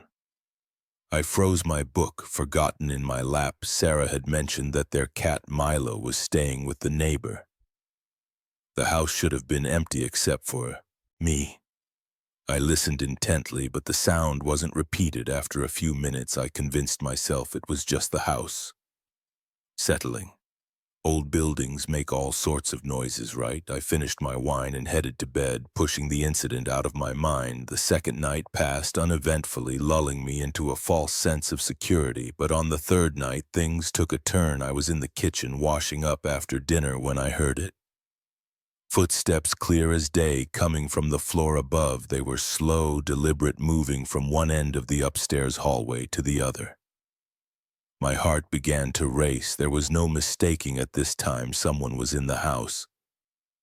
I grabbed a knife from the counter and crept towards the stairs, my palms sweating as I gripped the handle. "Hello," I called out, trying to keep my voice steady. "Is someone there?" Silence. The footsteps had stopped. I climbed the stairs, slowly, every creak of the old wood sending a jolt of fear through me. When I reached the top, I flicked. On the lights, the hallway was empty, all the doors closed just as I'd left them. I checked every room, looking under beds and in closets, but found nothing. No sign of an intruder, no open windows. Nothing out of place, I told myself. I must have imagined it that the silence of the countryside was playing tricks on my cartooned ears. But as I lay in bed that night, I couldn't shake the feeling that I wasn't alone. The fourth night, I decided to be proactive. I double-checked all the locks, closed every curtain, and even set up a makeshift alarm system with empty cans by the doors. I was determined to catch whatever or whoever was causing these disturbances around 2 a.m. I was jolted awake by a crash from downstairs, my heart pounding. I grabbed my phone and the heavy flashlight I'd placed by the bed as I crept down the stairs. I could hear movement in the living room, the sound of something being dragged across the floor. I burst into the room, flashlight beam sweeping wildly, ready to confront the intruder, but what I saw made me question my sanity. The heavy oak coffee table was in the center of the room, exactly where it had always been.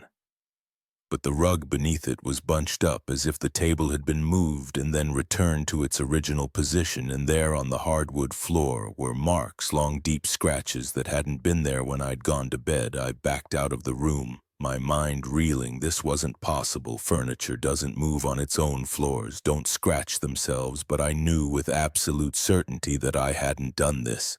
I spent the rest of the night huddled in my bed, lights on, jumping at every sound when dawn finally broke. I seriously considered leaving, but the thought of trying to explain this to Sarah, of admitting that I'd been spooked by noises in the night like a child, kept me there. I was determined to see this through, to prove to myself that there was a logical explanation for everything that had happened.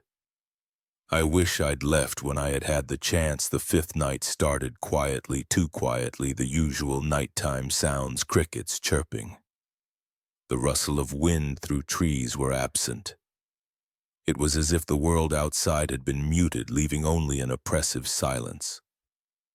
I was in the study trying to distract myself with one of the many books lining the shelves when I felt it.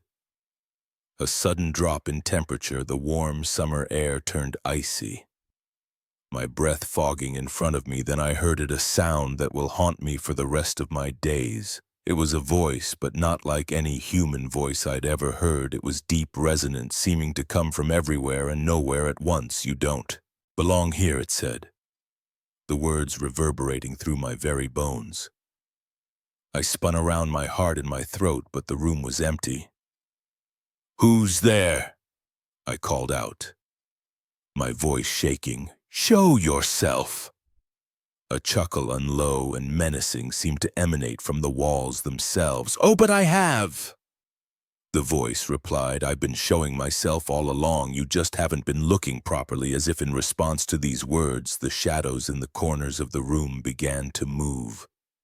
They stretched and twisted, taking on shapes that defied logic, limbs too long, angles too sharp to be human. I ran out of the study, down the stairs, heading for the front door, but as I reached for the handle, I felt something stood wrap around my ankle. I looked down and screamed. A hand, dark as smoke and just as insubstantial, had emerged from the floorboards as I watched. In horror, an arm followed, then a shoulder. The thing pulling itself out of the floor was only vaguely humanoid, its form shifting and roiling like a storm cloud. "Leaving so soon?" The voice mocked, now seeming to come from the creature itself. "But we've only just begun."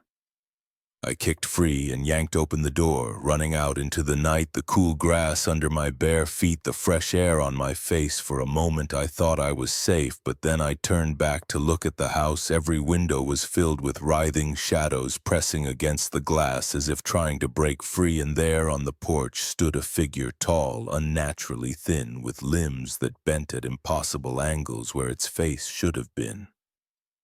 Was only darkness deeper than the night sky. It raised a hand. Long fingers unfurling in a mocking wave. Run all you like, the voice echoed in my head.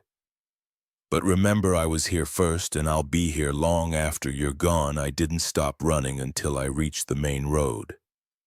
My feet bloodied and my lungs burning. A passing motorist took pity on me.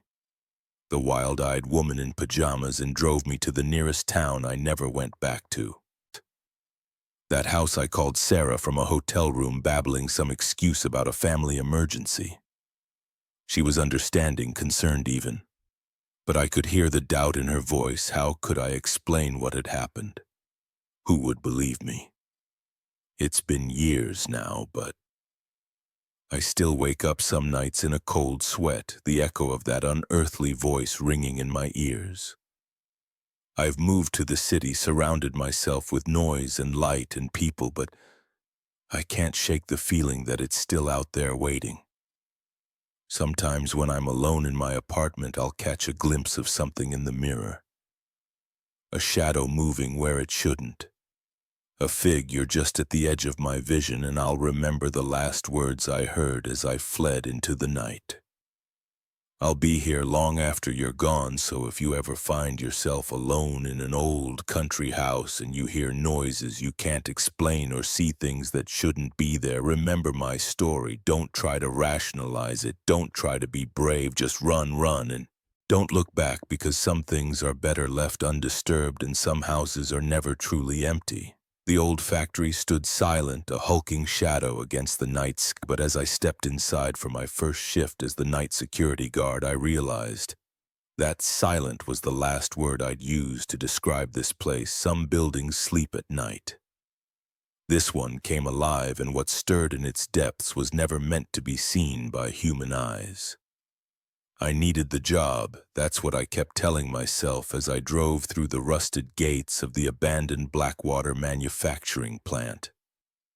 The economy had hit our small town hard and jobs were scarce. When I saw the ad for a night security guard, I jumped at the opportunity. The pay was good and the job seemed simple enough. Patrol the grounds, make sure no one broke in. Report any suspicious activity. Easy, right? The manager who hired me, a nervous man named Frank, had been vague about why they needed security for an empty building. Just a precaution, he'd said, not meeting my eyes. Vandals, you know, kids looking for a thrill. As I parked my car in the empty lot, I couldn't shake the feeling that Frank hadn't told me everything. The factory loomed before me, its broken windows like dead eyes staring down at me. A chill ran down my spine, but I shook it off. It was just an old building. Nothing more. I let myself in with the key Frank had given me, the heavy door groaning as it swung open. The beam of my flashlight cut through the darkness, revealing a reception area thick with dust and cobwebs. Old machinery sat silently in the shadows, their once gleaming surfaces now dull and rusted. My footsteps echoed as I began my first round. The building was massive, a labyrinth of corridors and cavernous rooms filled with abandoned equipment. As I walked, I couldn't shake the feeling that I was being watched. Every creak and groan of the old structure set my nerves on edge. It was about 2 hours into my shift when I heard it, a sound that didn't belong, a soft whirring like machinery coming to life. I froze, listening intently. It was coming from the East Wing, an area Frank had specifically told me not to enter. Common sense told me to ignore it, to continue my rounds and pretend I hadn't heard anything. But curiosity got the better of me. I found myself walking towards the sound, my flashlight beam dancing nervously ahead of me. As I approached the East Wing, the whirring grew louder. It was joined by other sounds, clanking, grinding, the hiss of steam. It sounded as if the entire factory had come to life. I pushed open the door to the main production floor and stopped dead in my tracks. The room was alive with motion. Conveyor belts moved, carrying nothing. Robot arms swung back and forth, assembling invisible products, and in the center of it all, a massive machine pulsed with an eerie blue light. This was impossible. The power had been cut to this building years ago. There was no way any of this should be working. As I stood there trying to make sense of what I was seeing, I noticed something else: shadows moving between the machines. They were human-shaped, but wrong somehow. Too tall, too thin, moving with a jerky, unnatural gait. One of the shadows turned towards me, and I saw its face, or rather the lack of one, where features should have been. There was only smooth, featureless skin. I stumbled backward, my heart pounding in my chest. This couldn't be real. I had to be dreaming, but as the shadow figure began to move towards me, I knew this was no dream. This was a nightmare come to life. I turned and ran, not caring about the noise I was making behind me. I could hear more of those things joining the pursuit, their footsteps echoing off the walls. I burst out of the east wing, slamming the door behind me. But the sounds didn't stop. If anything, they grew louder. The whirring and clanking spread, and I realized with horror that the entire factory was waking up. I ran through the corridors, my flashlight beamed, bouncing wildly. Machines I had passed earlier were now active, their gears grinding as they performed tasks for unseen masters, and everywhere those shadow figures moved, always. Just at the edge of my vision, I finally reached the main entrance, my hands shaking so badly I could barely grip the door handle as I yanked it open.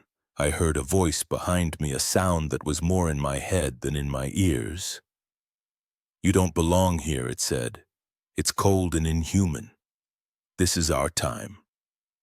I didn't look back. I ran to my car, fumbling with my keys as I peeled out of the parking lot. I glanced in my rearview mirror. The factory was fully illuminated now, every window blazing with that strange blue light, and there, standing in the doorway, was a group of those featureless figures watching me drive away. I didn't stop driving until I was miles away, my hand shaking on the steering wheel. When I finally pulled over, I sat there for a long time trying to make sense of what I had seen. None of it was possible, and yet I knew with absolute certainty that it had all been real. I called Frank the next morning and quit. He didn't sound surprised. "Did you see them?" he asked, his voice barely above a whisper. "Yes," I replied, not needing to ask what he meant. There was a long pause. "I'm sorry," he finally said.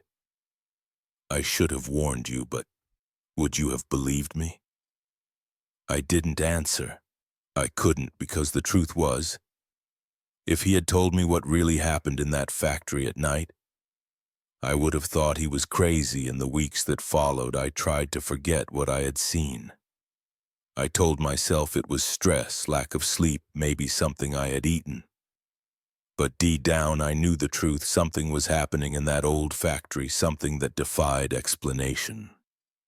I've done research since then, diving into old town records and local legends. I found whispers of strange occurrences dating back to when the factory was first built, workers who disappeared without aid, trace machinery that operated on its own, and always sightings of those featureless figures. Some nights, I wake up in a cold sweat, the echo of grinding gears and inhuman footsteps ringing in my ears. I'll look out my window, half expecting to see those shadow figures standing in my yard, watching me with their non-existent eyes.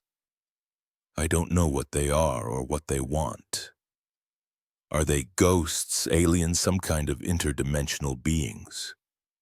All I know is that they exist, and they're still there in that old factory doing whatever it is they do when the sun goes down. I've thought about going to the authorities, but who would believe me? And more importantly, what if they investigated and disturbed whatever fragile balance exists between our world and whatever world those things come from? So I keep my secret, and I warn people to stay away from the old Blackwater plant. It's not safe, I'll say. The structure is unstable. It's not the whole truth, but it's enough to keep people away, and that's what matters because some things are better left undisturbed. Some secrets are better left uncovered, and some places like that old factory are meant to be left alone when night falls. If you ever find yourself driving past an abandoned building late at night and you see lights on when there shouldn't be any, or hear machinery running when everything should be silent, remember my story. Don't investigate. Don't let curiosity get the better of you. Just keep driving and be grateful that the barrier between our world and theirs remains intact for now. A single flat tire on a deserted back road, that's all it took for our world to turn upside down. For the line between reality and nightmare to blur beyond recognition, we thought we were just unlucky travelers. We had no idea we were about to become pawns in a game as old as the hills themselves. My wife Sarah and I were on our way back from a weekend getaway. We'd spent 2 blissful days at a quaint bed and breakfast reconnecting and escaping the stress of our daily lives as we drove home. The sun dipping below the horizon, we were relaxed and happy already, planning our next trip. That's when we heard it. The telltale thump, thump, thump of a flat tire. I pulled over onto the narrow shoulder, the tall grass rushing against the side of our car. We were miles from the nearest town on a winding back road we'd taken as a scenic route home. "It's okay," I reassured Sarah as I got out to assess the damage. "I'll have us back on the road in no time," but as I opened the trunk to get the spare, I realized with a sinking feeling that our luck had truly run out. The spare was flat too. The result of neglect and overconfidence. We were stranded. I pulled out my phone, hoping to call for help. But there was no signal, of course. Why would anything go right at this point? "We'll just have to wait for someone to drive by," I said, trying to sound more confident than I felt someone's bound to. "Come along." Eventually, Sarah nodded, but I could see the worry in her eyes. The road was deserted, and the encroaching darkness made the surrounding woods seem ominous and forbid-bidding. As we stood there debating our options, I noticed something strange. Carved into the trunk of a nearby tree was a symbol. A crude circle with a line through it. I wouldn't have thought much of it. Except I suddenly realized I'd seen the same symbol a few miles back, spray-painted on an old barn.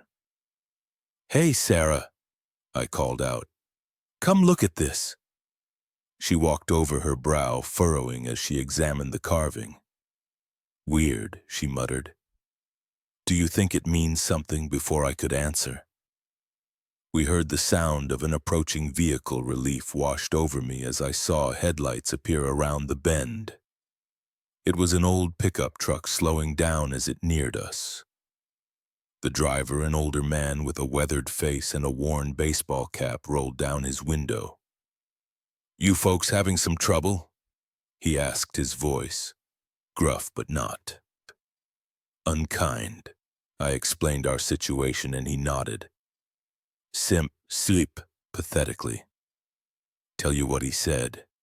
"I've got a pump in the back. Let me see if I can get that spare inflated for you," as he worked on the tire, making small talk about the weather and the tricky nature of these back roads.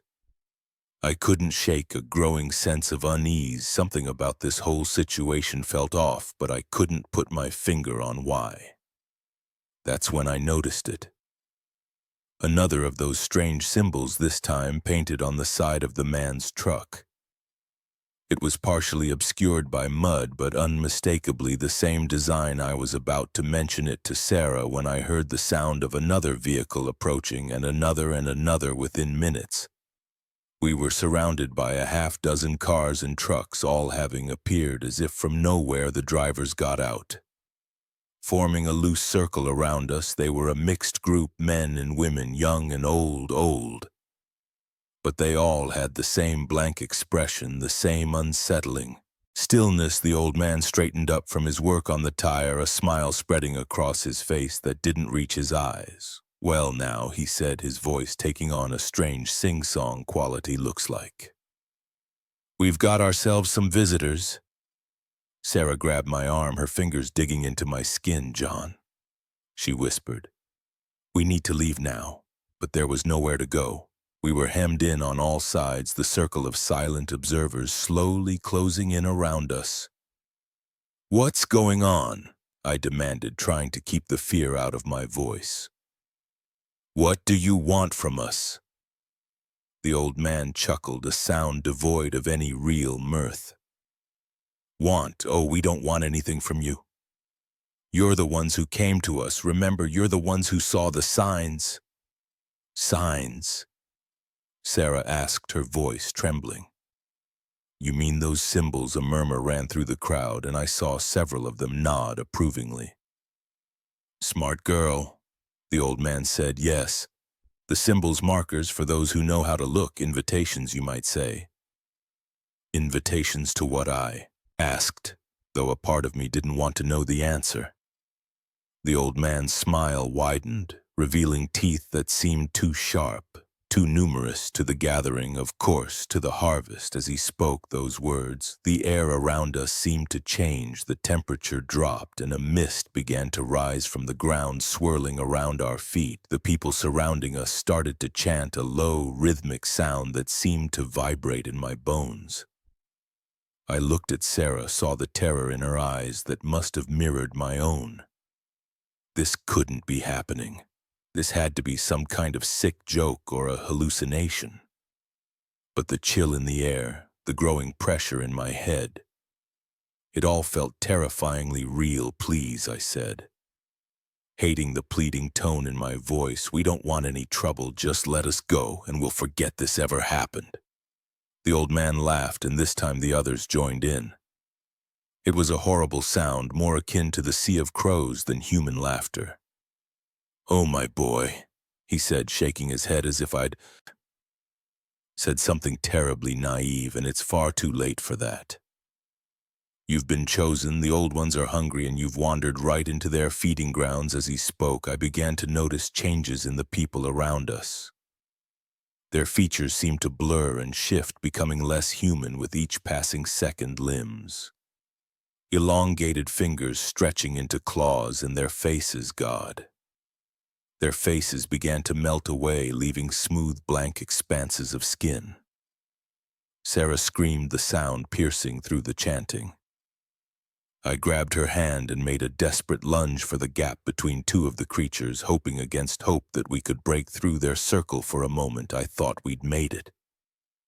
We burst through the line, our feet pounding against the asphalt as we ran blindly into the night. But then I heard it, the sound of pursuit, not the heavy footfalls I expected, but a sort of slithering, squelching noise that turned my stomach. We ran until our lungs burned, until the taste of blood filled my mouth, but no matter how fast we went, the sounds behind us never faded. If anything, they grew closer. Just as I thought we couldn't go on, I saw lights ahead. A gas station, its fluorescent glow, a beacon of hope in the darkness. We stumbled towards it, gasping for breath as we burst into the harsh light of the parking lot. I risked a glance behind us. What I saw nearly stopped my heart. The road behind us was empty, no pursuers, no monstrous creatures. Just an empty stretch of asphalt. Disappearing into the darkness, the attendant looked up as we crashed through the door, his eyes widening at our disheveled appearance. You folks okay?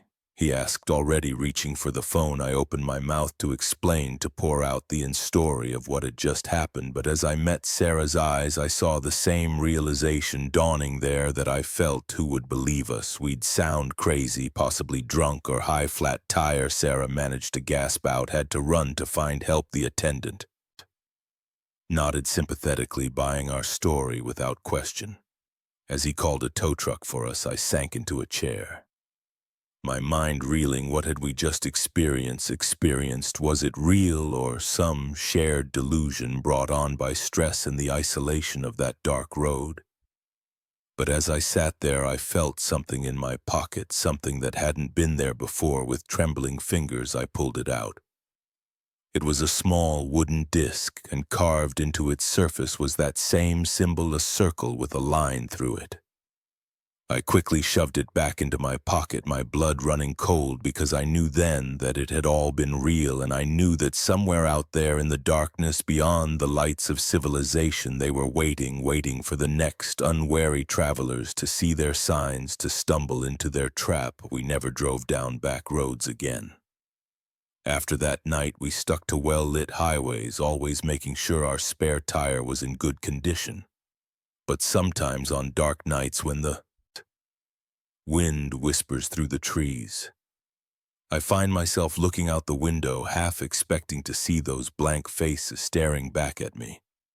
And I wonder how many others have seen those symbols, how many have been invited to the harvest, and most chillingly of all, how long before they decide to bring their ancient hungry gods to the cities where the hunting grounds are so much richer.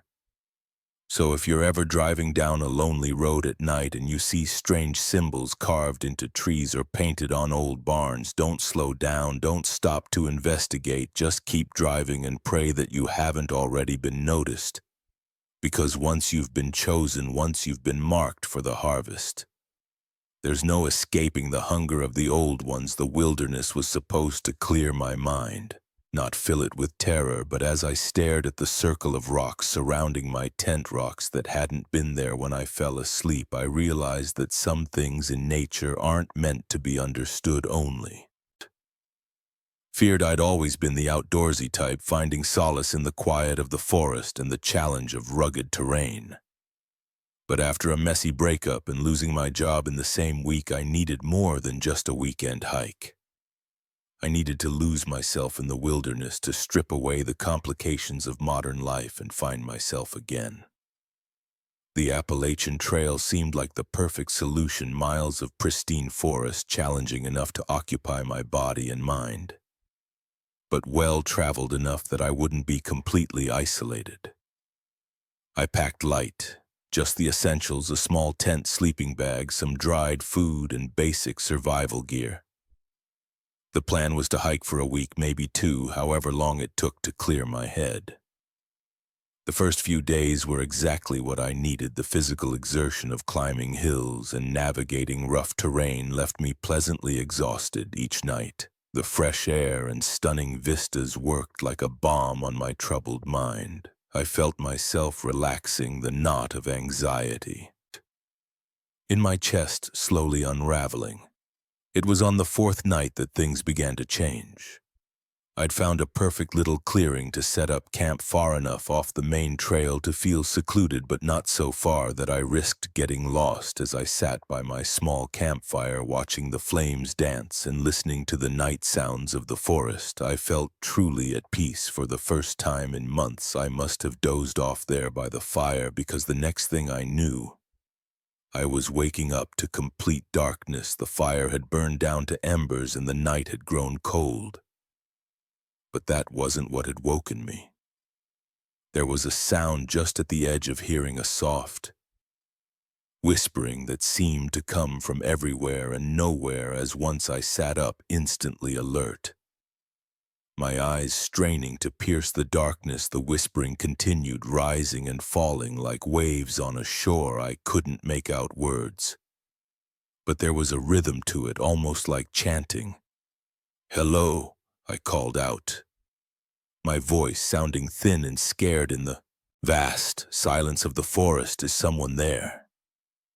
The whispering stopped abruptly. The silence that followed was so profound it felt like a physical presence pressing in on me from all sides. I fumbled for my flashlight, my hands shaking as I clicked it on. The beam cut through the darkness, illuminating the trees around my campsite. There was nothing there, no sign of anyone or anything that could have made those sounds. But as I swept the light around, something caught my eye. There, just at the edge of the clearing, was a small pile of rocks. I frowned, certain that hadn't been there earlier. It was a simple stack, just 5 or 6 stones balanced on top of each other. Probably just some fellow hiker marking the spot, I told myself. But even as I thought it, I knew it wasn't true. I'd chosen this spot precisely because it was off the beaten path. I climbed into my tent, zipping it up tight as if the thin fabric could protect me from whatever was out there. Sleep was long in coming, and when it did, it was filled with unsettling dreams of whispered voices and shadows moving just out of sight. I woke to bird song. The cheerful sound, a stark contrast to the eerie atmosphere of the night before. In the light of day, my fears seemed foolish. I'd probably imagined the whispering my mind playing tricks in the unfamiliar silence of the deep forest and the rock pile well. I must have just missed it when I set up camp. But as I crawled out of my tent, ready to laugh off my night terrors, I froze. The small pile of rocks I'd seen the night before was gone. In its place was a perfect circle of stone surrounding my entire campsite. My heart began to race. This was no trick of the mind, no half-remembered dream. Someone or something had been in my camp while I slept, meticulously arranging these rocks around me. I spun around, scanning the trees, half expecting to see someone watching me. But the forest was quiet, peaceful, even betraying no sign of the nocturnal activities that had taken place with shaking hands. I began to pack up my camp. Whatever was going on here, I wanted no part of it. I'd hike back to the main trail and figure out my next move from there. As I was rolling up my tent, I heard it again. That soft, insistent whispering. It seemed to be coming from deeper in the forest, beckoning me against my better judgment. I found myself drawn towards the sound. I pushed through the underbrush branches, scratching at my face and arms. The whispering grew louder, more distinct, though I still couldn't make out any words. It led me to another clearing, smaller than the one I'd camped in. What I saw there stopped me in my tracks. The clearing was filled with stone circles, dozens of them, ranging from tiny rings the size of my palm to massive formations that must have taken multiple people to construct. And there, in the center of it all, was a symbol carved into the trunk of a massive oak tree. A crude circle with a line drawn through it. I approached the tree, my hand reaching out almost of its own accord to trace the carving. As my fingers touched the rough bark, the whispering suddenly stopped. The silence that followed was deafening. Then from behind me a twig stumbled. I whirled around, my heart pounding so hard I thought it might burst from my chest. There at the edge of the clearing stood a figure. It was tall, impossibly tall, its limbs too long and bent at unnatural angles where its face should have been. Was only a smooth, blank expanse of skin. I ran like I'd never run before, crashing through the underbrush with no regard for direction or stealth. Branches whipped at my face, root threatened to trip me, but I kept going. I could hear it behind me, moving with a speed that defied its awkward appearance. I don't know how long I ran. Time lost all meaning in that panicked flight. But eventually I burst out onto the main trail, gasping for breath, my legs shaking with exertion. A group of hikers stared at me in alarm. "Are you okay?" one of them asked, taking in my wild appearance and terrified expression. I opened my mouth to explain, to warn them about what was in those woods, but as I turned to point back the way I'd come, I saw only peaceful forest. No sign of pursuit, no unnaturally tall figure, nothing. I got lost. I managed to stammer out, took a wrong turn off the trail. They nodded sympathetically, offering me water and a granola bar as my breathing slowed and my panic receded. I began to doubt myself. Had I imagined it all? Was it just fear and isolation playing tricks on my mind? But then, as the hikers were about to continue on their way, I saw one of them pause. He was looking at something on the ground just off the trail. My blood ran cold as I realized what it was. A small pile of rocks stacked neatly, one on top of the other. Wonder who left this here, the hiker mused. I didn't stay to chat. I hiked out that day, pushing myself to exhaustion to reach the nearest town. I never went back to finish my hike, never told anyone the full story of what I'd seen. but sometimes on quiet nights when the wind whispers through the trees outside my window, I swear I can hear it again. That soft, insistent chanting, and I know that out there, deep in the woods where few people venture, something is waiting, something that builds circles of stone and carves ancient symbols into trees, something that watches and whispers and lures unsuspecting hikers off the beaten path. So if you're ever hiking in the wilderness and you come across a strange pile of rocks or hear whispers on the wind, remember my story. Don't investigate, don't try to understand, just turn around and head back to civilization as fast as you can, because some things in nature aren't meant to be understood, only feared, and avoided it at all costs. And whatever you do, never ever sleep in a place surrounded by stone circles, because you never know what might be there when you wake up for